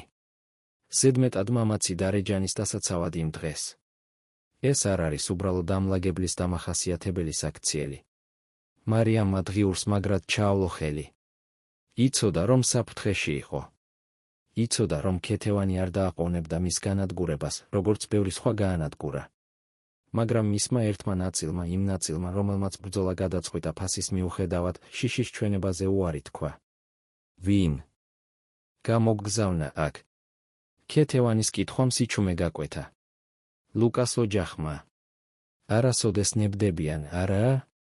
სულ ცდილობენ გზიდან ჩამომაცილონ. თითქოს წმინდანები იყვნენ. თითქოს მართლა ადარდებდეთ ის. მარიამს არ უპასუხია. ხოლო დაკვირდებოდა, თავის ვარიანტებს თვლიდა. კარი ქეთევანს ჰქონდა ჩაკეტილი. ფანჯრები მეორე სართულზე გადიოდა. იოლი გამოსავალი არ ჩანდა. ქეთევანმა კიდევ ერთი ნაბიჯი გადადგა წინ. ალბათ ძალიან მამაცად გრძნობ თავს ახლა. გგონია, ჩემი დიდი საიდუმლო აღმოაჩინე. გგონია, საწყალ ლუკას გადაარჩენ. მაგრამ ნება მომეცი გითხრა რაღაც, რაც ჯერ ვერ გაიგე. მარიამ სულ რამდენიმე სანტიმეტრში მიუახლოვდა. ხმის აუწევლადაც კი მისი ყოფნა დამთრგუნველი იყო. ლუკას არ უნდა გადარჩენა. ის ზუსტად იქ არის, სადაც ყოფნა უნდა. ჩემს გვერდით. ჩემზე დამოკიდებული. იმიტომ, რომ მე მას მივეცი ის, რაც ვერავინ სხვამ ვერ შეძლო. სრული მიღება. უპირობო სიყვარული. ყოველ შემთხვევაში მას ასე სჯერა. მარიამმა ბოლოს და ბოლოს ხმა იპოვა, თუმცა აკანკალებული. შენ ის არ გიყვარს. ეს არ არის სიყვარული. ეს კონტროლია. ეს მანიპულაციაა. ეს სრუნვად შენიღბული სისასტიკეა. ქეთევანმა გაიღიმა, მაგრამ ეს უსიცოცხლო ღიმილი იყო. და შენ ვინ ხარ, რომ განსაჯო? ჩემს სახლში შემოპარული ჯაშუში.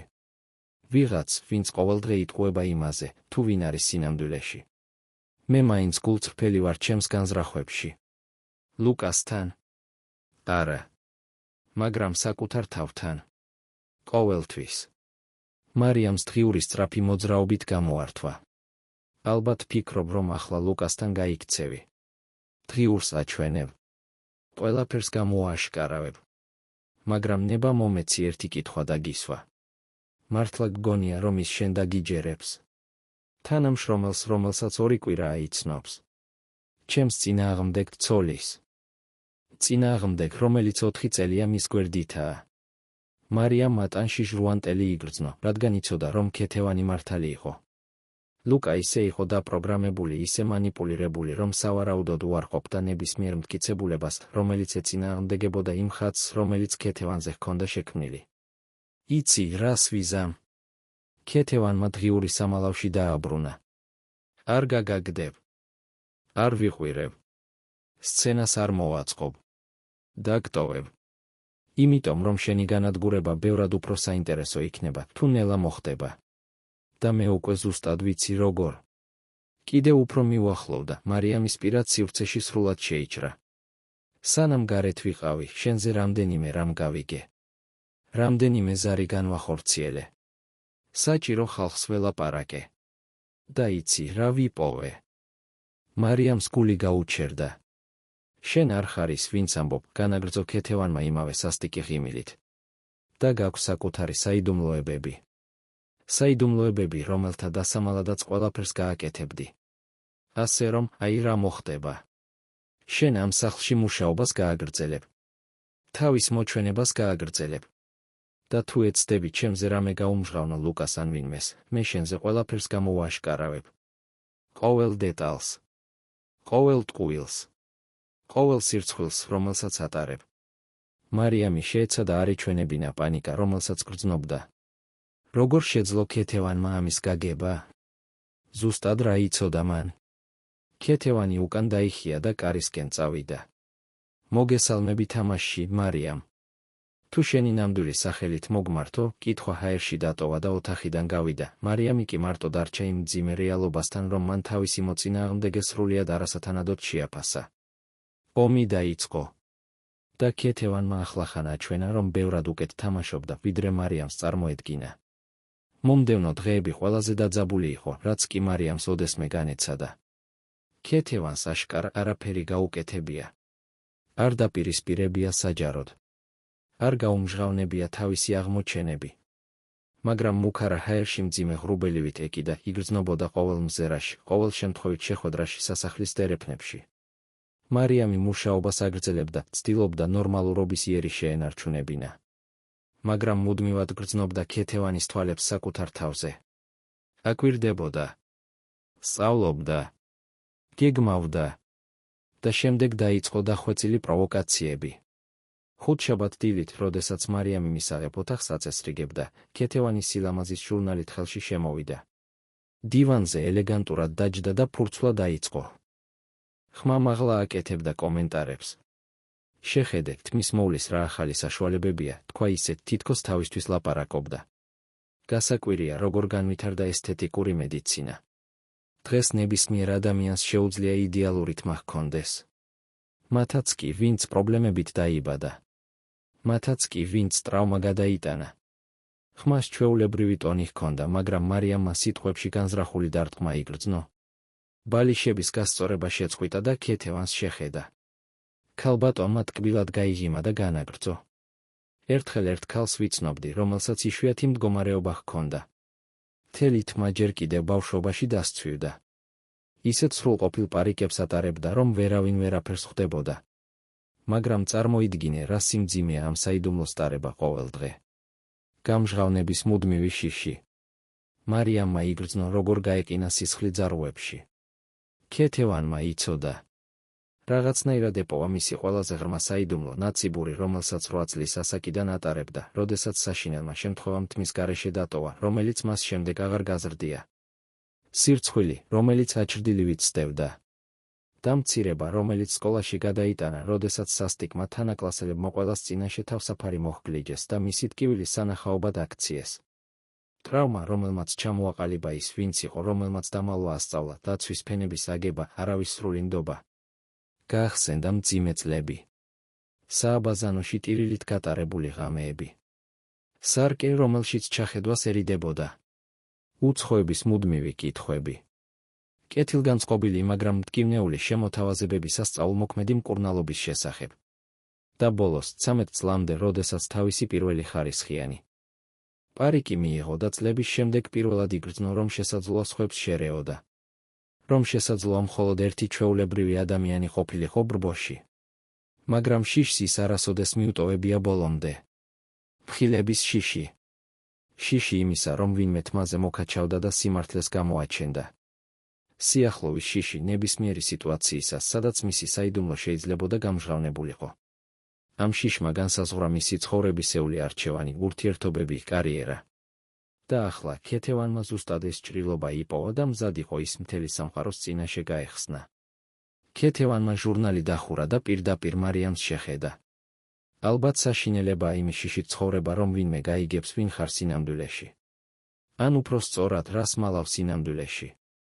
ადგა და ოთახიდან გავიდა, მარიამი კი აკანკალებული ფეხებითა და აჩქარებული გულით დატოვა. იმ დღიდან პროვოკაციები გაძლიერდა. ქეთევანმა სადილზე თმაზე კომენტარების გაკეთება დაიწყო, ყოველთვის მაშინ, როცა მარიამი ახლოს იყო. ლაპარაკობდა გარეგნობის მნიშვნელობაზე, იმაზე, თუ როგორ სჭიდნენ ადამიანები ფიზიკური დეტალებით. ახსენებდა საჯარო მხილების შემთხვევებს, უხერხულ მომენტებში გამჟღავნებულ საიდუმლოებებს. ყოველი სიტყვა გათვლილი დარტყმა იყო. მარიამმა იცოდა, რომ ქეთევანი მას ისე ეთამაშებოდა, როგორც კატა ეთამაშება თაგვს შეჭმამდე. და ყველაზე ცუდი რეაგირების შეუძლებლობა იყო. არ შეეძლო ყვირილი. არ შეეძლო დადანაშაულება. იმიტომ, რომ ეს იმის აღიარება იქნებოდა, რომ პროვოკაციები მუშაობდა. ეს ქეთევანისთვის სრული ძალაუფლების გადაცემა იქნებოდა. ერთ ღამეს, როდესაც ქეთევანი საგარდერობოს აწესრიგებდა, მარიამმა ახალი ხუთი იპოვა. სხვებისგან განსხვავებული. გახსნისას დაინახა, რომ ის მისივე ფოტოებით იყო სავსე. სასახლეში მუშაობისას ფარულად გადაღებული სურათები. და ფოტოებს შორის იყო ამონაბეჭდი. ძველი სამედიცინო დოკუმენტი. მისი დოკუმენტი. მისი თმის მდგომარეობის დეტალური აღწერით. იმ შემთხვევის დეტალებით, რომელმაც მისი ცხოვრება შეცვალა. მარიამს ხელები აუკანკალდა ამ ფურცლის ჭერისას. ქეთევანმა არა მხოლოდ იცოდა, მას მტკიცებულებები ჰქონდა. დოკუმენტაცია ჰქონდა. და ის ამას აჩვენებდა, რათა ეგრძნობინებინა, რომ ნებისმიერ მომენტში შეეძლო მისი განადგურება. მეორე დილით ქეთევანმა მარიამი კაბინეტში პირად საუბარზე დაიბარა. ლუკა შეხვედრაზე იყო წასული, სახლში სიჩუმეს უფევდა. მარიამი ოთახში ისე შევიდა, თითქოს მახეში მიდიოდა. ქეთევანი მაჰაგონის მაგიდის უკან იჯდა, ხელები გადაჯვარედინებული ჰქონდა და ის ცივი ღიმილი ეფინა სახეზე, რომლისაც მარიამს უკვე ეშინოდა. და ჯექი უთხრა და წინ სკამზე მიუთითა. მარიამი დაემორჩილა, მიუხედავად შიშისას ზურგი გამართული ეჭირა. მოდი, როგორც ორმა ჭკვიანმა ქალმა, ისე ვილაპარაკოთ, დაიწყო ქეთევანმა. შენ იცი რა მაქვს შენზე. მე ვიცი რა აღმოაჩინე ჩემზე. საინტერესო ჩიხში ვართ. მაგრამ აი ფუნდამენტური განსხვავება ჩვენს შორის. მე დასაკარგი არაფერი მაქვს. ჩემი ცხოვრება, ჩემი ქორწინება, ჩემი სოციალური მდგომარეობა, ყველაფერი დაცულია. მაგრამ შენ. მარიამმა იგრძნო თავისი სახელის სიმძიმე ქეთევანის ბაგეებზე, შენ ყველაფერს დაკარგავ. წინ გადმოიხარა, მზე რა გაუშტერა. თუ ეცდები ჩემი დღიური გამოაშკარავ, მე უბრალოდ უარყოფ. ლუკა შენ არასოდეს დაგიჯერებს. იფიქრებს, რომ ეს მოგონილია. მისი ოჯახის მანიპულაციაა ჩვენს დასაშორებლად. და შემდეგ მე გამოვაშკარავებ, ვინ ხარ სინამდვილეში. ყველას მოუყვები შენს ტყუილებზე. იმაზე, როგორ შემოიპარე. ჩემს სახლში ყალბი ვინაობით. და ბოლოს შენს ყველაზე ინტიმურ საიდუმლოს ყველას წინაშე გამოვამზეურებ. მარიამმა მუშტები შეკრა, ცდილობდა არ ეჩვენებინა ის ტერორი, რომელსაც გრძნობდა. წარმოიდგინე სცენა, განაგრძო ქეთევანმა აშკარა სიამოვნებით. წვეულება. მნიშვნელოვანი ხალხი. ფოტოგრაფები. და უცებ ყველას წინაშე შენი საიდუმლო მჟღავნდება. ის, რასაც მთელი ცხოვრება მალავდი. ის, რაც თავს ნაკრულად გაგრძნობინებს. ის, რის გამოც სკოლაში დაგცინოდნენ. ყველაფერი გამოფენილი. ყველაფერი სანახაობად ქცეული. ადგა და ფანჯარასთან მივიდა. კავშირები მაქვს, მარიამ. შემიძლია შენი ცხოვრება ჯოჯოხეთად ვაქციო. შემიძლია გარანტია მოგცე, რომ ყოველთვის, როცა სამსახურს დაუწყებ ძებნას, ხალხმა იცოდეს, ვინ ხარ. შემიძლია შენი არსებობა სამუდამო საჯარო სირცხვილად ვაქციო. ან შემოbrუნდა ღიმილით, შეგიძლია უბრალოდ წახვიდე. დაანებო თავი ამ სასაცილო გამოძიებას. დამტოვო მე და ლუკა მშვიდად. და შენი საიდუმლო ჩემთან ერთად მოკვდება. მარიამმა ბოლოს და ბოლოს ხმა იპოვა, თუმცა აკანკალებული. და სხვა მსხვერპლნი? ადამიანები, რომლებიც გაანადგურე. დათო. ყველა ის, ვინც შენს დღიურშია ჩაწერილი. ქეთევანმა მხრები აიჩეჩა. მათი არჩევანი იყო. მათი სისუსტეები. მე მხოლოდ გამოვააშკარავე. მხოლოდ ვაჩვენე, ვინ იყვნენ სინამდვილეში, როცა წნეხი იზრდებოდა. მე სხვის სისუსტეზე პასუხისმგებელი არ ვარ. მარიამმა გულისრევა იგრძნო. ის სრულიად ემპათიას მოკლებული ადამიანის წინაშე იდგა. ადამიანის, რომელიც ხალხს ნივთებად აღიქვამდა. როგორც გამოწვევებს. როგორც ერთჯერად სათამაშოებს. 24 საათი გაქვს გადასაწყვეტად, თქვა ქეთევანმა და მაგიდის უკან დაბრუნდა. ან ჩუმად წახვალ, ან მე შენი საჯარო განადგურების მშენებლობას დავიწყებ. და მერწმუნე, ეს მეთოდური იქნება. ეს დამანგრეველი იქნება. ეს იქნება რაღაც, რასაც ვერასოდეს დაივიწყებ. მარიამი კაბინეტიდან აკანკალებული ფეხებით გამოვიდა. თავის ოთახში ჩაიკეტა და პირველად მას შემდეგ, რაც ამ სასახლეში მოვიდა, ტირილის უფლება მისცა თავს. არა მხოლოდ შიშის გამო. არამედ იმ ფრუსტრაციის გამო, რომ ასე ახლოს იყო სიმართლესთან და მაინც ასეთი უმწეო იყო. ფიქრობდა ქეთევანის ყველა მსხვერპლზე. დათოზე, რომელმაც ალბათ არც იცოდა, რატომ დაენგრა ცხოვრება. ლუკაზე, რომელიც ტყუილში ცხოვრობდა და ეგონა, რომ უყვარდათ. ელენეზე, რომელსაც ზედმეტ წამლებს ასმევდნენ, რომ მოწმეობა არ შეძლებოდა. ყველა თანამშრომელზე, რომელიც ყოველდღე შიშით კანკალებდა. და ფიქრობდა საკუთარ თავზე. 8 წლის გოგონაზე, რომელმაც საავადმყოფოში შემთხვევის შემდეგ გაიღვიძა და გაიგო, რომ თმა აღარასოდეს ექნებოდა.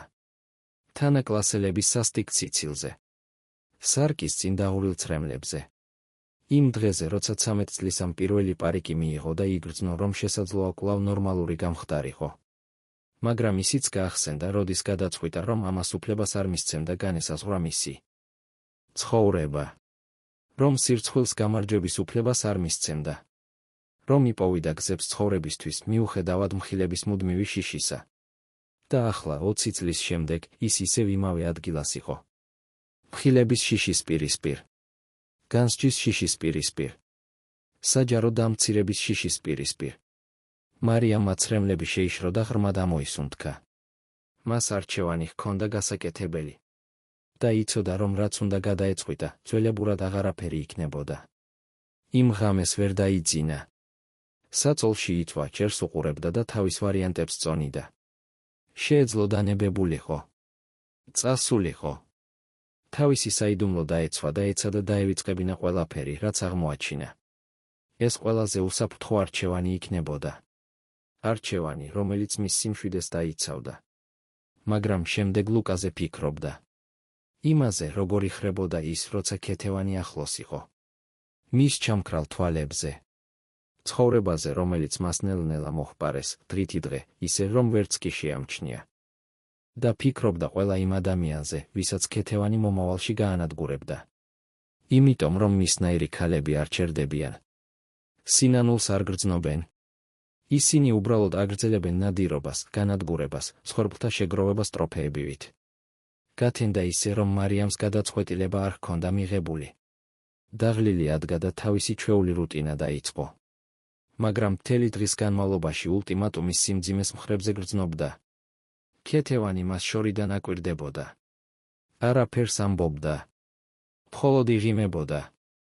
იმ ღიმილით, რომელიც ამბობდა, რომ მან უკვე იცოდა, რას აირჩევდა მარიამი. რომ მან უკვე გაიმარჯვა. რომ შიში ყოველთვის იმარჯვებს. სადილის დროს რაღაც შეიცვალა. მარიამი მაგიდასთან მსახურობდა, როდესაც გაიგონა, როგორ ახსენა ლუკამ ძველი მეგობარი. ირაკლი. იგივე, ვინც იმ ძველ ფოტოზე იყო. ლუკა ნაულიანი ხმით ამბობდა, რომ ძველი დრო ენატრებოდა. რომ ხანდახან ირაკლისთან დარეკვაზე ფიქრობდა. ქეთევანი მაშინვე ჩაერია თავისი ტკბილი და მოწამლული ხმით. მაგრამ საყვარელო, შენ ხომ იცი, რომ ირაკლი მიმედი გაგიცრუა. გახსოვს შენს დაბადების დღეზე რომ არ მოვიდა? როცა სხვა ბიზნესმენებთან შენზე ცუდად ილაპარაკა. ზოგიერთი მეგობრობა შენარჩუნებას არ იმსახურებს. მარიამმა დაინახა, როგორ შეიცვალა ლუკას გამომეტყველება. ჩათესილი ეჭვი. დამახინჯებული მოგონება. და მიხვდა, რომ რეალურ დროში ხედავდა მანიპულაციას. ქეთევანს თვალიც არ დაუხამხამებია, ისე გადაწერა რეალობა ქმრის გონებაში. სწორედ იმ მომენტში მიიღო მარიამმა გადაწყვეტილება. ის არ წავიდოდა. არ დანებდებოდა. იმიტომ, რომ თუ ის ახლა უკან დაიხევდა, ქეთევანი გააგრძელებდა ცხოვრების განადგურებას. გააგრძელებდა იზოლაციას, მანიპულაციას, ადამიანების გატეხვას. და მარიამი უმოქმედობით თანამონაწილე გახდებოდა. იცოდა, რას ნიშნავდა ეს. ნიშნავდა, რომ ქეთევანი თავის მუქარას შეასრულებდა. ნიშნავდა, რომ მისი საიდუმლო გამჟღავნდებოდა. ნიშნავდა ზუსტად იმასთან დაპირისპირებას, რისიც ბავშვობიდან ყველაზე მეტად ეშინოდა. მაგრამ ეს ასევე ნიშნავდა ლუკასთვის შანსის მიცემას. ყველა ჩუმი მსხვერპლისთვის ხმის მიცემას. იმის აღკვეთას, რომ მეტ ადამიანს არ ეტანჯა იმ მტაცებლის ხელში. იმ ღამეს მარიამმა და რეჯანი მოძებნა. ყველაფერი მოუღვა. აჩვენა ფოტოები, რომლებიც დღიურიდან გადაიღო, სანამ გამოიჭერდნენ. აუხსნა, ვინ იყო ქეთევანი სინამდვილეში. და დახმარებას თხოვა. და რეჯანი ცრემლიანი თვალებით დათანხმდა. 15 წლიანმა დამცირებამ მასში ჩუმი ბრაზი დააგროვა, რომელმაც ბოლოს და ბოლოს გამოსავალი იპოვა. მან სხვა ძველი თანამშრომლები იცოდა. ადამიანები, რომლებიც ქეთევანთან წინა სამსახურებში მუშაობდნენ. ადამიანები, რომლებსაც მოსაყოლი ისტორიები ჰქონდათ. ადამიანები, რომლებიც უმიზეზოდ გაათავისუფლეს. ადამიანები, რომლებიც ჯერ კიდევ ატარებდნენ მის ქვეშ მუშაობის ემოციურ ნაწიბურებს. ერთად დაიწყეს მოწმეების შეგროვება.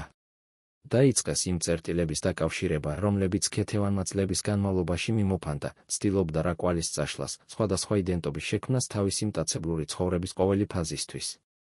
დაიწყეს საქმის აგება, რომლის უარყოფა შეუძლებელი იქნებოდა. ისეთი ნათელი, ისეთი მეთოდური კანონზომიერება, რომლის შემთხვევითობად ან არასწორ ინტერპრეტაციად გასაღება შეუძლებელი იქნებოდა. მარიამმა იცოდა, რომ ქეთევანი მალე გაიგებდა. იცოდა, რომ სამაგიეროს გადახდა სასტიკი იქნებოდა. მაგრამ მან გადაწყვიტა, რომ ზოგიერთი ბრძოლა უნდა მოგებულიყო. მაშინაც კი, როდესაც პირადი ფასი დამანგრეველი იყო. მაშინაც კი, როდესაც ეს ზუსტად იმის მხილებას ნიშნავდა, რისიც სამყაროში ყველაზე მეტად ეშინოდა. იმიტომ, რომ ხანდახან გაიფიქრა მარიამმა ღამით მტკიცებულებების შეგროვებისას, გამბედაობა შიშის არარსებობა კი არ არის, არამედ მოქმედების გადაწყვეტილება ამის მიუხედავად. ეს არის სხვების დაცვის არჩევანი მაშინაც კი, როცა ეს საკუთარი თავის მხილებას ნიშნავს. და მარიამმა თავისი არჩევანი გააკეთა. ის აღარ დაიხევდა უკან. რაიც უნდა გაეკეთებინა ქეთევანს. რაც უნდა საჯარო ან დამამცირებელი ყოფილიყო მხილება. ომი გამოცხადებული იყო. და ამჯერად მარიამი ბოლომდე იბრძოლებდა. წვეულების ამბავის 3 დღის შემდეგ მოვიდა. ქეთევანმა საუზმისას გამოაცხადა, რომ სასახლეში დიდ ღონისძიებას მოაწყობდა. ლუკასთან ქორწინების 4 წლის თავის აღსანიშნავ ზეიმს. დაპატიჟებდა ბიზნესმენებს, ჟურნალისტებს, საზოგადოების გავლენიან პირებს. ეს დაუვიწყარი ღამე იქნებაო, თქვა იმ ღიმილით, რომლის გაშიფრა მარიამმა უკვე ისწავლა. დაუვიწყარი სრულიად არასწორი მიზეზების გამო. მარიამმა იცოდა, რომ ეს წვეულება აღნიშვნა არ იყო. ეს მახე იყო. ქეთევანმა გადაწყვიტა, რომ ფარული თამაშების დრო დასრულდა. და მან იდეალური სცენა აირჩია იმ საჯარო განადგურებისთვის, რომელსაც დახპირდა. მზადება მაშინვე დაიწყო. დეკორატორები ყოველდღე მოდიოდნენ სასახლეში, ყოველ ოთახს გადაჭარბებული ფუფუნების სცენა დაქცევდნენ. ყვავილები საქართველოს სხვადასხვა რეგიონიდან ჩამოჰქონდათ, რთული კომპოზიციები, რომლებიც იმაზე მეტი ღირდა, ვიდრე ნებისმიერი თანამშრომლის თვიური ხელფასი. ცნობილი კეითერინგის კომპანია დაიქირავეს, რომელიც ცნობილი იყო ვარსკვლავების ქორწილებისა და მილიარდერების ღონისძიებების მომსახურებით. ყველაფერი უნაკლო უნდა ყოფილიყო. ყველაფერს შთაბეჭდილება უნდა მოეხდინა. ყველაფერს უნდა ეჩვენებინა ქეთევანის ძალაუფლება და აბსოლუტური კონტროლი იმ სამყაროზე. სტუმრების სია საგულდაგულოდ შეირჩა. ესენი არ იყვნენ მხოლოდ მეგობრები ან ნაცნობები. ესენი იყვნენ მოწმეები. გავლენიანი ადამიანები, რომლებიც იმ ღამის ნებისმიერ ამბავს მთელ თბილისს მოჰფენდნენ. სოციალური ქრონიკების ჟურნალისტები. ცნობილი ჟურნალების ფოტოგრაფები. ბიზნესმენები, რომლებიც ლუკასთან თანამშრომლობდნენ. ყოველი მოსაწვევი ქეთევანის დაფაზე ფიგურა იყო. იმიტომ, რომ წვეულება მხოლოდ ქორწინებაზე არ იყო. ეს იყო ძალაუფლებაზე. იმაზე, რომ ეჩვენებინა აბსოლუტური კონტროლი.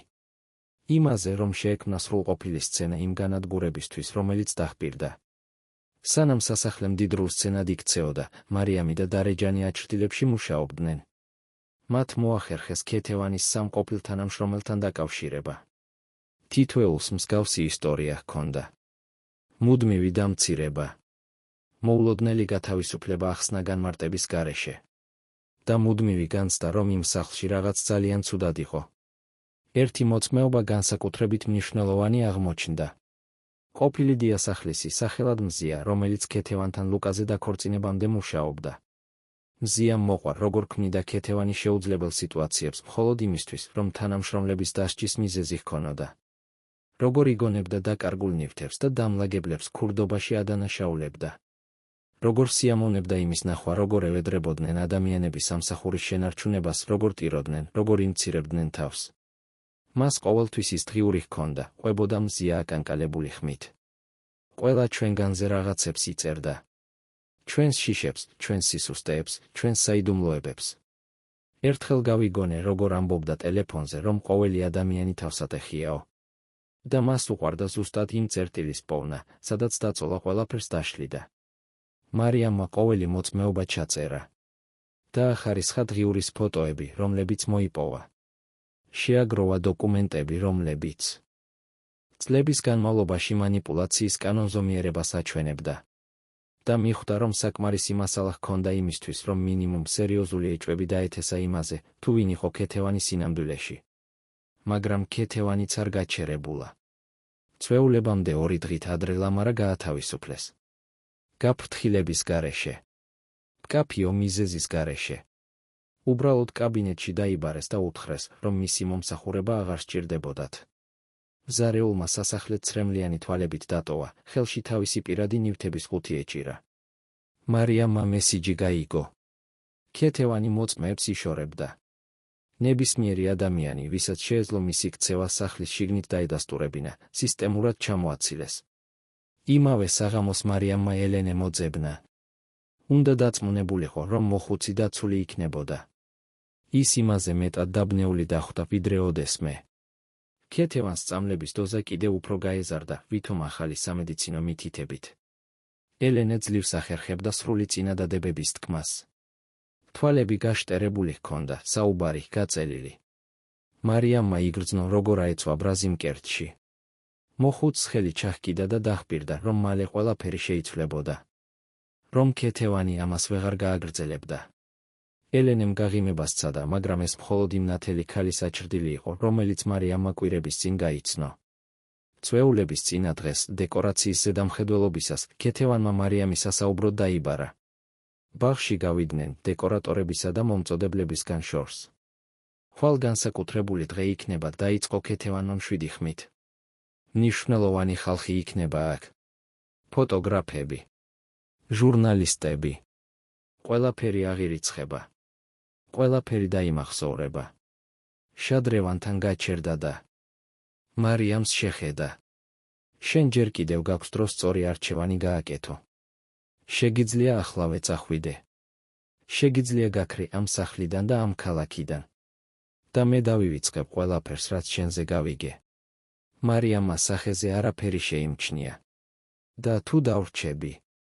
ქეთევანმა გაიღიმა. თუ დარჩები, ხვალ საღამოს ყველა სტუმრის წინაშე გამოვაშკარავებ, რომ თაღლითი ხარ. მოუყვები, რომ ჩემს სახლში ყალბი ვინაობით შემოიპარე. და შემდეგ, როგორც გრანდიოზული ფინალი, ყველას ვაჩვენებ, ვინ ხარ სინამდვილეში. რას მალავ სინამდვილეში. მარიამს მიუახლოვდა, სანამ პირისპირ არ დადგნენ. და მერწმუნე, მარიამ. ამისგან დაუვიწყარ სანახაობას მოვაწყობ. გარანტიას გაძლევ, რომ ზუსტად ისე იგრძნობ თავს, როგორც 8 წლის ასაკში იგრძენი, როცა იმ სასტიკმა ბავშვებმა მთელი სკოლის წინაშე თავსაფარი მოგგლიჯეს. მარიამმა იგრძნო, როგორ აეცვა კუჩი. ქეთევანს ყველაფერი გამოეძიებინა. იცოდა მისი ტრავმის ყოველი დეტალი. და მზად იყო ის თავიდან შეექმნა, გაეძლიერებინა და საჯარო გასართობად ექცია. ბოლო შანსი, თქვა ქეთევანმა და უკან დაიხია. წადიან შედეგებს შეეგუე. მარიამმა ღრმად ამოისუნთქა და მტკიცე ხმით უპასუხა. დავრჩები. ქეთევანმა წარბები აზიდა, მის სახეზე წამით ნამდვილი გაკვირვება გამოისახა. შემდეგ გაიღიმა. იყოს ასე. ხვალ მიხვდები, რა შეცდომა დაუშვი. იმ ღამეს მარიამს თითქმის არ უძინია. იცოდა, რომ მომდევნო დღე მისი ცხოვრების ყველაზე რთული დღე იქნებოდა. იცოდა, რომ ქეთევანი თავისი მუქარის ყოველ სიტყვას შეასრულებდა. იცოდა, რომ ათეულობით ადამიანის წინაშე დამცირებული, მხილებული და განადგურებული იქნებოდა. მაგრამ ისიც იცოდა, რომ მტკიცებულებები ჰქონდა. ჰქონდა მოწმეობები. ჰქონდა დღიურის ფოტოები. და მის გვერდით იყო დარეჯანი, მზად იმის დასადასტურებლად, რაც 15 წლის განმავლობაში ნანახი ჰქონდა. კითხვა, რომელიც მას ფხიზლად ამყოფებდა, ის კი არ იყო, უნდა დაპირისპირებოდა თუ არა ქეთევანს. არამედ ის, როგორ გაეკეთებინა ეს ისე, რომ ლუკას ბოლოს და ბოლოს დაეჯერებინა. როგორ გაეტეხა წლების ფსიქოლოგიური დაპროგრამება ერთადერთ ღამეში. როგორ დაენახვებინა სიმართლე კაცისთვის, რომელიც ასე მანიპულირებული იყო. გათენებამდე ადგა და ფანჯარასთან მივიდა. სასახლეში სიჩუმეს უფევდა, მაგრამ იცოდა, რომ რამდენიმე საათში ის ბრძოლის ველად გადაიქცეოდა. სცენაც, სადაც ორი ქალი ერთმანეთს დაუპირისპირდებოდა. ერთი თავისი ტყუილების იმპერიის შესანარჩუნებლად. მეორე, ამ იმპერიის ყველა პატიმრის გასათავისუფლებლად. მარიამით მას შეეხო იგრძნო პარიკის ნაცნობი ფაქტურა. 20 წლის განმავლობაში მხილების მუდმივი შიშით ცხოვრობდა. 20 წლის განმავლობაში იმალებოდა დაცვის ფენების მიღმა, მთელი ცხოვრება ამ საიდუმლოს ირგვლივ ააგო. აირჩია პროფესიები, რომლებიც დიდ ფიზიკურ სიახლოვეს არ მოითხოვდა. ერიდებოდა ახლო ურთიერთობებს, რომლებსაც შეეძლოთ მისი მხილება. ყოველთვის ფრთხილობდა, ყოველთვის რისკებს თვლიდა, ყოველთვის ეშინოდა, რომ ვინმე თმაზე მოკაჩავდა და გამოაჩენდა სიმართლეს, რომელიც მას ბავშვობიდან განსაზღვრავდა. მაგრამ დღეს რამდენიმე საათში მას საპირისპირო რამ უნდა გაეკეთებინა. მას ნებაყოფლობით უნდა მოეხდინა საკუთარი თავის მხილება. თავისი ყველაზე დიდი სირცხვილი გამბედაობის აქტად უნდა ექცია. უნდა გამოეჩინა ის, რასაც მუდამ მალავდა და რაღაცნაირად ეს არა სისუსტედ, არამედ ძალად გამოეყენებინა. ფიქრობდა ქეთევანის ყველა მსხვერპლზე. დათოზე, ვისი ცხოვრებაც წლების წინ დაინგრა. ლუკაზე, რომელიც ემოციურ პატიმრობაში ცხოვრობდა. ელენეზე, რომელსაც განზრახ აბნევდნენ წამლებით. თითოეულ თანამშრომელზე, რომელიც იმ სახლში შიშით მუშაობდა. და ფიქრობდა საკუთარ თავზე. გოგონაზე, რომელსაც დასცინოდნენ. მოზარდზე, რომელიც ჩუმად ტიროდა. ქალზე, რომელმაც დაცვის უამრავი ფენა ააგო, რათა თავი აღარასოდეს ეგრძნო დაუცველად. მაგრამ დაუცველობა მიხვდა მარიამი, როდესაც მზე ამოსვლას იწყებდა. სისუსტე არ იყო. ეს იყო გამბედაობა. ეს იყო მზაობა გვეჩვენებინა საკუთარი თავი მთლიანად, ყველა ნაკლით, ყველა ნაწიბურით, ყველა არასრულყოფილებით. და ხანდახან ეს იყო ერთადერთი გზა იმ ადამიანის დასამარცხებლად, რომელიც საიდუმლოებებს იარაღად იყენებდა. წვეულების დღე ნათელი და მზიანი გათენდა. სასახლეში მუშაობა დუღდა. თანამშრომლები აქეთ-იქით დარბოდნენ. კეითერინგი მდიდრულ მაგიდებს აწყობდა. მუსიკოსები ინსტრუმენტებს მართავდნენ. ყველაფერი ისე მზადდებოდა, რომ სრულყოფილი გამოჩენილიყო. ქეთევანი სასახლეში ძვირადღირებული კაბითა და სამკაულებით მოძრაობდა, ყოველ დეტალს ზედამხედველობდა. დერეფანში მარიამს რომ შეხვდა, ყალბი სითბოთი გაიღიმა და დაბალ ხმაზე უთხრა, სათხარ შენი დებიუტისთვის. მარიამს არ უპასუხია. უბრალოდ მუშაობა განაგრძო, მზადებაში ეხმარებოდა, შესაბამის მომენტს ელოდა. ლუკამ მთელი დღე ოფისში გაატარა, არაფერი იცოდა. დაღლილი და შორეული ჩანდა, როგორც ყოველთვის. ქეთევანმა უზრუნველყო, რომ მას მზადებასთან ბევრი შეხება არ ჰქონოდა. თქვა, რომ სიურპრიზის მოწყობა უნდოდა. მან კი მასზე ბრმად ნდობას მიჩვეულმა, კითხვების გარეშე მიიღო ეს. საღამოს პირველი სტუმრები გამოჩნდნენ. ბიზნესმენები იტალიურ კოსტიუმებში. მაღალი საზოგადოების ქალბატონები ბრენდულ კაბებში, რომლებიც თვეებით ადრე იყო დაჯავშნილი. ჟურნალისტები მოკრძალებული, მაგრამ ძლიერი კამერებით, მზად ნებისმიერი საინტერესო მომენტის დასაფიქსირებლად. ყველა მოძრაობდა ასობით სტრატეგიულად განლაგებული შუქით განათებულ ბაღებში, სვამდნენ ფრანგულ შამპანურს ბროლის ჩიქებიდან და აღფრთოვანებულები იყვნენ დეკორაციით, რომელმაც სასახლეს ზღაპრულ სცენად აქცია. ან კოშმარად გააჩნია, რომელი კუთხიდან შეხედავდი. ჰაერი ზედაპირული საუბრებით იყო სავსე. თავაზიანი სიცილი. დიასახლისის ქება. დეკორაციის სილამაზეზე კომენტარები. იქ ვერავინ წარმოიდგენდა, რომ მოწმე გახდებოდნენ რაღაცის, რაც უბრალო ქორწინების წლის თავის აღნიშვნაზე ბევრად შორს მიდიოდა. ვერავინ ეჭვობდა, რომ ეს ღამე დაუვიწყარი სრულიად არასწორი მიზეზების გამო გახდებოდა. მარიამი შორიდან აკვირდებოდა, თავისი უბრალო თანამშრომლის ფორმით, რაც სრულ კონტრასტში იყო ირგვლივ არსებულ ფუფუნებასთან. იცოდა, რომ მალე დაუძახებდნენ. იცოდა, რომ ქეთევანი მხოლოდ შესაბამის მომენტს ელოდა. მომენტს, როდესაც ყველა სტუმარი შეგროვდებოდა, როდესაც აუდიტორია მაქსიმალური იქნებოდა, როდესაც დამცირების ეფექტი უკიდურესად გაძლიერდებოდა. მომენტს, როდესაც საკმარისი ფოტოგრაფები იქნებოდნენ იმისთვის, რომ ყველაფერი დოკუმენტირებული და გავრცელებული ყოფილიყო. რადგან ქეთევანი არაფერს აკეთებდა ნახევარწილად. როდესაც ვინმე ანადგურებდა, სანახაობად აქცევდა. და ეს ღამე მისი შედევრი უნდა ყოფილიყო. დარეჯანმა მარიამი სამზარეულოსთან ნახა და ხელზე მოჰკიდა. შენთან ვარ, ჩასჩურჩულა დიასახლისმა. რაც უნდა მოხდეს? სიმართლეს ვიტყვი. მარიამმა აცრემლებული თვალებით გადაუხადა მადლობა. მის გვერდით ვინმე სკოლა, ამდენი ხნის მარტო ბრძოლის შემდეგ იმაზე მეც ნიშნავდა, ვიდრე გამოხატვა შეეძლო.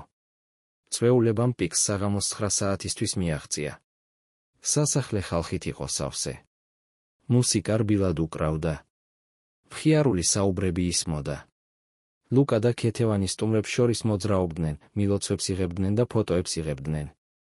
და აი ქეთევანმა ერთ-ერთ ოფიციანტს ნიშანი მისცა. დრო მოვიდა. მარიამი მთავარ დარბაზში დაიბარეს. იგრძნო, როგორ აუკანკალდა ფეხები, როდესაც კარგად ჩაცმულ სტუმრებს შორის მიდიოდა. ყველა ინტერესით უყურებდა. უბრალო თანამშრომელი ელეგანტური წვეულების შუაგულში. რაღაც უნდა მომხდარიყო. ქეთევანი დარბაზის ცენტრში იდგა, ლუკას გვერდით, ხელში მიკროფონი ეჭირა. გაიგიმა, როდესაც მარიამი მიუახლოვდა. გამარჯვებული ღიმილი. ღიმილი, რომელიც ამბობდა, რომ თამაში დასრულდა. ქალბატონებო და ბატონებო, დაიწყო ქეთევანმა მკაფიო ხმით. მინდა თქვენი ყურადღება ერთმნიშვნელოვან რამეზე შევაჩერო. ეს ქალი ხელი მარიამისკენ გაიშვირა, ჩემს სახლში კვირების წინ შემოიპარა. მოიტყუა თავისი ვინაობის შესახებ. მოიგონა რეკომენდაციები. და ეს ჩემი ქმრის ოჯახის დავალებით გააკეთა, რომლებმაც ჩვენი ქორწინება ვერასოდეს მიიღეს. სტუმრებს შორის ჩურჩული გავრცელდა. ლუკამ მარიამს დაბნეულობით შეხედა. ფოტოგრაფებმა სცენის დაფიქსირება დაიწყეს. მაგრამ ეს ყველაფერი არ არის, განაგრძო ქეთევანმა, ყოველ სიტყვას გემოსატანდა. ეს ქალი ბევრად უფრო დიდ ტყუილში ცხოვრობს. რაღაცას, რასაც ყველას მალავს. რაღაცას, რაც განსაზღვრავს, ვინ არის ის სინამდვილეში. მარიამმა იგრძნო, როგორ აუჩქარდა გული. იცოდა, რომ ქეთევანის შემდეგი ნაბიჯი დამანგრეველი იქნებოდა. იცოდა, რომ წამებში მისი ყველაზე ღრმა საიდუმლო ასობით ცნობის მოყვარე თვალის წინაშე იქნებოდა გამოფენილი. მაგრამ მაშინ სანამ ქეთევანი გააგრძელებდა, მარიამმა რაღაც ისეთი გააკეთა, რამაც ყველა გააოცა. ერთი ნაბიჯი გადადგა წინ. ქეთევანს მიკროფონი ხელიდან გამოჰგლიჯა. და გაჩუმებულ ბრბოს შეხედა თვალებით, რომლებიც მიუხედავად აშკარა შიშისა, სიმტკიცით ელავდა. რადგან მარიამი მიხვდა ერთ ფუნდამენტურ რამეს. თუ მაინც უნდა გამოააშკარავონ, ეს მისივე პირობებით მოხდებოდა. არა როგორც მსხვერპლის, არამედ როგორც გადარჩენილის. არა სირცხვილის მიღმა დამალულის, არამედ გამართულის, მთლიანის, მზადმყოფის თავისი სიმართლის სათქმელად. და იმ მომენტში ყველა იმ უცხო ადამიანის წინაშე მარიამმა თავისი ცხოვრების ყველაზე მამაცი გადაწყვეტილება მიიღო. გადაწყვიტა დამალვა შეეწყვიტა. მართალია, დაიწყო მარიამმა მტკიცე ხმით, მიკროფონი მაგრად ეჭირა. ამ სახლში შემოვიპარე. მოვიტყუე. ჩემი ვინაობის შესახებ. ლუკას ოჯახმა დამიქირავა, რადგან სასოწარკვეთილები იყვნენ. რადგან კაცი, რომელიც უყვარდათ, ემოციურად გაქრა და ვერავინ ხვდებოდა, რატომ. დარბაზში აბსოლუტური სიჩუმე ჩამოვარდა. ყველა მზერა მასზე იყო მიპყრობილი. ქეთევანი შეეცადა მიკროფონი დაებრუნებინა, მაგრამ მარიამი გვერდზე გაიწია. და დიახ, განაგრძო მარიამმა, მე რაღაცას მალავ. რაღაცას, რასაც ბავშვობიდან ვატარებ. რაღაცას, რაც მწარედ მრცხვენოდა. ღრმად ამოისუნთქა და სანამ გადაიფიქრებდა, ხელებით მასთან მიიტანა. ის, რაც შემდეგ მოხდა, თითქოს შენელებულ კადრებში გათამაშდა. მარიამმა პარიკი ერთი მტკიცე მოძრაობით მოიხსნა. იატაკზე დააგდო.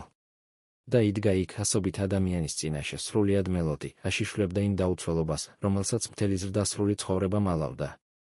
ხალხში გაოცების ხმა გაისმა. კამერები აჩხაკუნდა.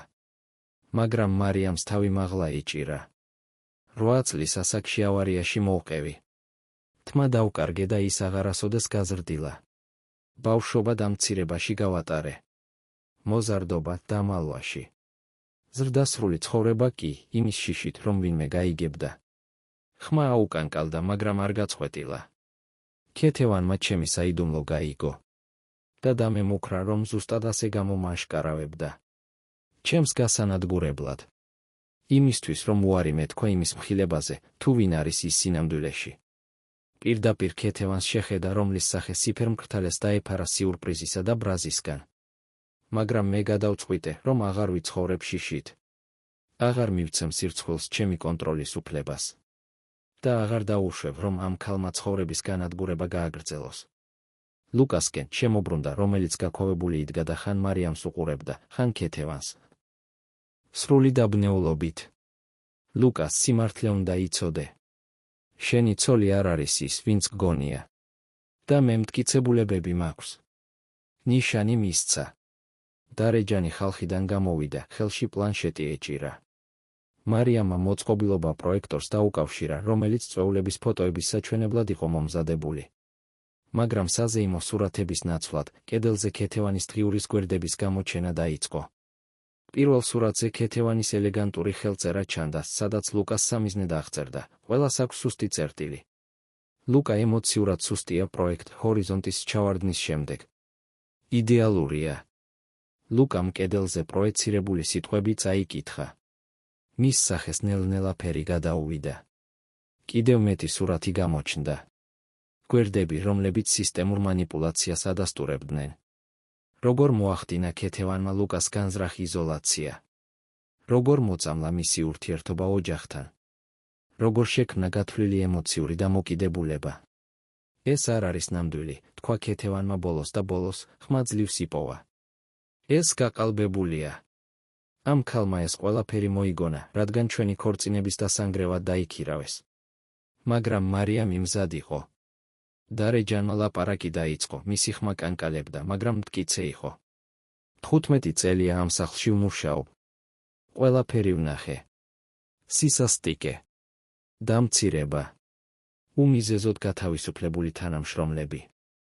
ის როგორ აქცევს ის შიშს ძალაუფლებად. ქეთევანს შეხედა 15 წლიანი დაგროვილი ბრაზით. შენ ყოველ დღე მატირებდი. მაჯერებდი, რომ უნიჭო, უღირსი და ზედმეტი ვიყავი.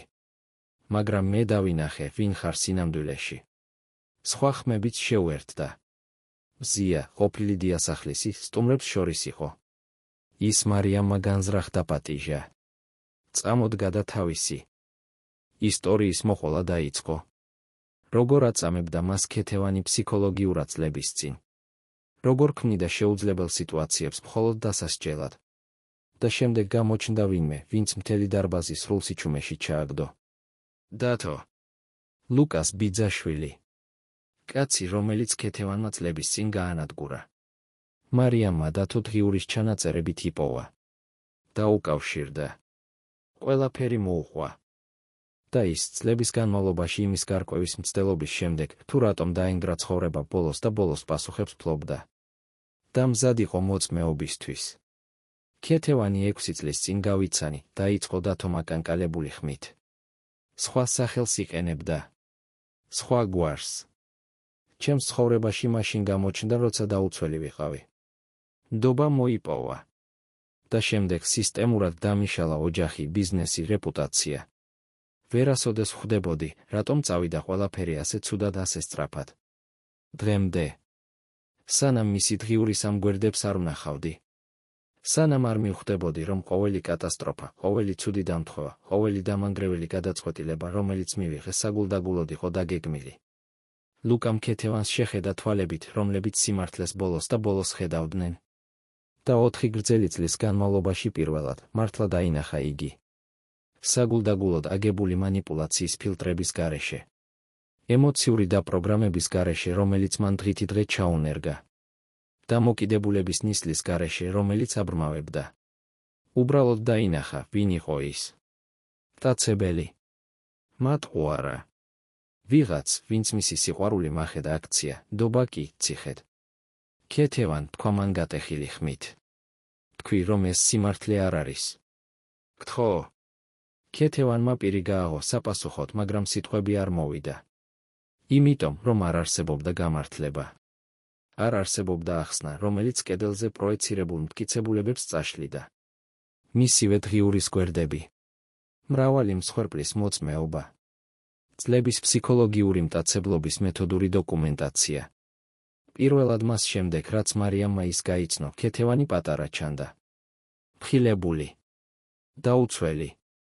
თქვენ არ გესმით, თქვა ბოლოს დაბალი ხმით. თქვენ ყველას თქვენი სრულყოფილი ცხოვრება გაქვთ. თქვენი მოსიყვარულე ოჯახები. თქვენი იოლი კავშირები. მე უნდა დამემტკიცებინა, რომ უკეთესი ვიყავი. რომ შემეძლო კონტროლი. რომ შემეძლო გამარჯვება. სხვა ადამიანების განადგურებით. ლუკას ხმა ტკივილით იყო სავსე. ეს თავს უკეთ გაგრძნობინებდა? ჩემი იზოლაცია ოჯახისგან. იმის დაჯერება, რომ მარტო ვიყავი. ყველაფერი მხოლოდ თამაში იყო შენთვის. ეს არ იყო თამაში, უპასუხა ქეთევანმა და პირველად მის ხმაში ნამდვილი ემოცია იგრძნობოდა. ეს გადარჩენა იყო. ეს ძალაუფლება იყო. ერთადერთი რამ, რაც მაგრძნობინებდა, რომ მნიშვნელოვანი ვიყავი. ლუკამ ნელა გააქნია თავი. შემდეგ მას ჩამოშორდა. ფიზიკურად. ემოციურად. სრულად გაწყვიტა კავშირი, რომელიც მან 4 წლის განმავლობაში ასეთი შრომით ააგო. გადი ჩემი სახლიდან, თქვა მან მტკიცე ხმით. ახლავე. პოლიცია გამოიძახეს. არა იმიტომ, რომ აშკარა დანაშაული იყო, არამედ იმის უზრუნველსაყოფად, რომ ქეთევანი მეტ ზიანს აღარ მიაყენებდა ვინმეს. ის სასახლიდან გააცილეს, ყველა სტუმარი კი ჩუმად უყურებდა.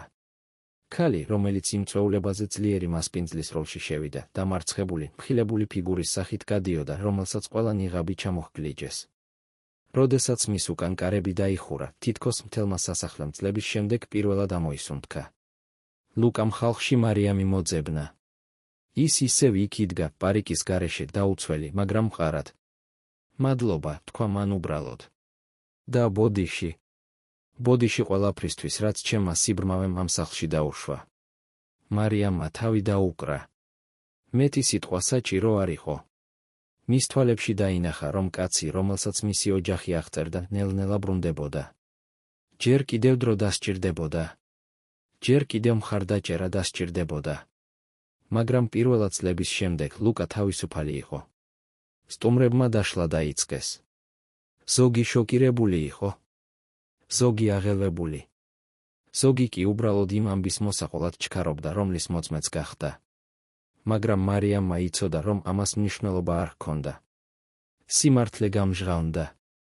ქეთევანი ვეღარ შეძლებდა ჩუმად ნადირობას. დარეჯანი მარიამს მიუახლოვდა და ჩაეხუტა. მადლობა. ჩასჩურჩულა. მადლობა გამბედაობისთვის, როცა ჩვენგან არავის ჰქონდა. მომდევნო დღეებში ვაკის სასახლეში ბევრი რამ შეიცვალა. ლუკა თავის ოჯახს დაუკავშირდა. დაურეკა ირაკლის და სხვა ძველ მეგობრებს. ბოდიში მოიხადა. აუხსნა. და ნელ-ნელა დაიწყო იმ ხიდების აღდგენა, რომლებიც ქეთევანმა გადაცვა. ქალბატონმა ელენემ, ექიმების მიერ წამლების დოზის გასწორების შემდეგ, თანდათან დაიბრუნა გონების ნათელი. სწორედ მან დაიბარა ერთ საღამოს მარიამის ასაუბროდ. შენი ყველაზე დიდი დაუცველობა ძალად აქციე, უთხრა მოხუცმა ბრწყინვალე თვალებით.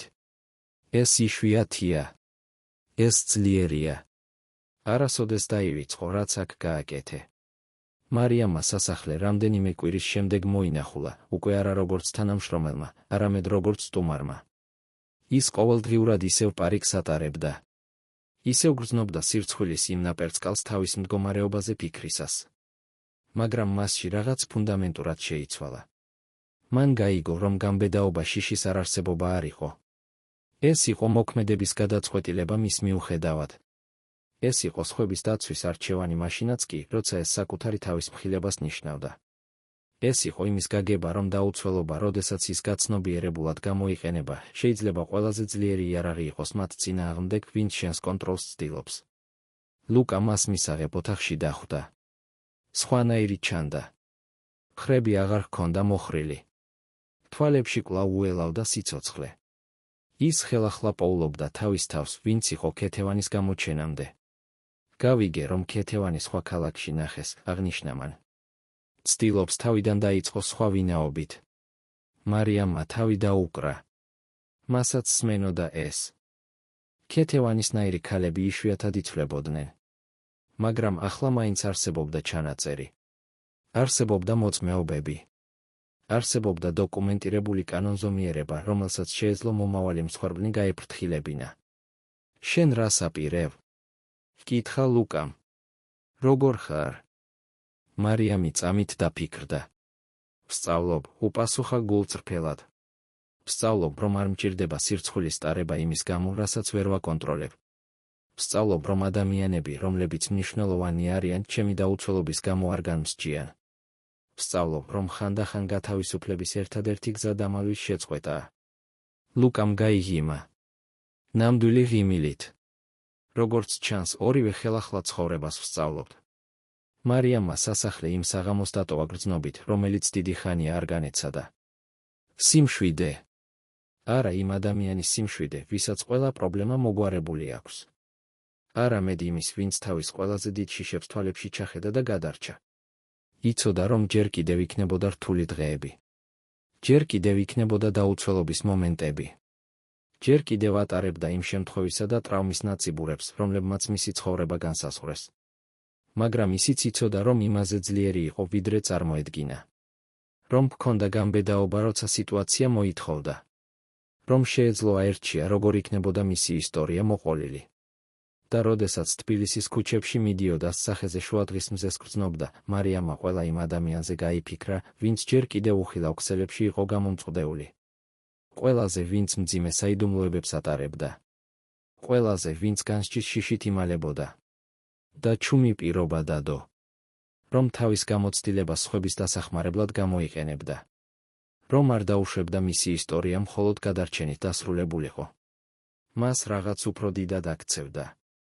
რადგან ხანდახან გაიფიქრა მარიამმა, ყველაზე მნიშვნელოვანი ბრძოლები ის კი არ არის, რომლებსაც სხვებისთვის ვიბრძვით. არამედ ის, რომლებსაც საკუთარი თავისთვის ვიბრძვით. საკუთარი შიშების წინააღმდეგ. საკუთარი სირცხვილის წინააღმდეგ. იმ შინაგანი ხმების წინააღმდეგ, რომლებიც გვეუბნებიან, რომ საკმარისები არ ვართ. და როდესაც ამ ბრძოლებში ვიმარჯვებთ, როდესაც ვწყვეტ დამალვას და ვიწყებთ სრულფასოვნად ცხოვრებას, გზას ვუხსნით სხვებსაც, რომ იგივე გააკეთონ. ვაკის სასახლე არსებობას აგრძელებდა. მაგრამ ის აღარ იყო ციხე. ის უბრალოდ სახლი იყო. სადაც ადამიანები ცხოვრობდნენ, მუშაობდნენ და დიდი ხნის შემდეგ პირველად თავისუფლად სუნთქავდნენ. და მარიამი, ხალი, რომელიც იმ სახლში დამლაგებლად შევიდა, გამოვიდა როგორც ადამიანი, რომელმაც გაათავისუფლა არა მხოლოდ სხვები, არამედ პირველ რიგში საკუთარი თავი. რადგან საბოლოოდ ყველაზე დიდი გამარჯვება ქეთევანის დამარცხება არ ყოფილა. ეს იყო იმ შიშის დამარცხება, რომელიც მას აკონტროლებდა. ეს იყო სიმართლის არჩევა დამალვის ნაცვლად. ეს იყო გადაწყვეტილება, რომ მისი ისტორია მისივე პირობებით ყოფილიყო მოყოლილი. და ეს, შესაძლოა, ყველაზე მნიშვნელოვანი გაკვეთილია. რომ არ აქვს მნიშვნელობა, რამდენად ღრმაა ჩვენი საიდუმლოებები, რამდენად მძიმეა ჩვენი სირცხვილი, რამდენად დიდია ჩვენი შიშები. ყოველთვის არსებობს არჩევანი. ყოველთვის არსებობს გამბედაობა, რომელიც აღმოჩენას ელოდება. ყოველთვის არსებობს ძალა, რომელიც დამალულია იმ ადგილებში, რომლებსაც სუსტად მივიჩნევთ. მარიამმა უკანასკნელად გაიხედა უკან, დაინახა როგორ შორდებოდა სასახლე.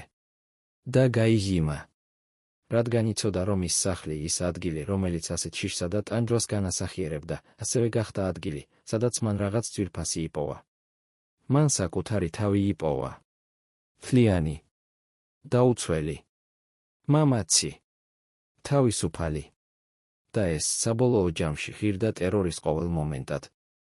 ფხილების ყოველ წამად. გულის ყოველ აჩქარებულ ფეთქვად იმ დაუვიწყარი ღამის განმავლობაში. რადგან თავისუფლება აღმოაჩინა მარიამმა, შიშის გარეშე ცხოვრება კი არ იყო, არამედ ცხოვრება იყო მის მიუხედავად. და ეს იყო გაკვეთილი, რომელსაც ის სამუდამოდ თან ატარებდა. ძვირფას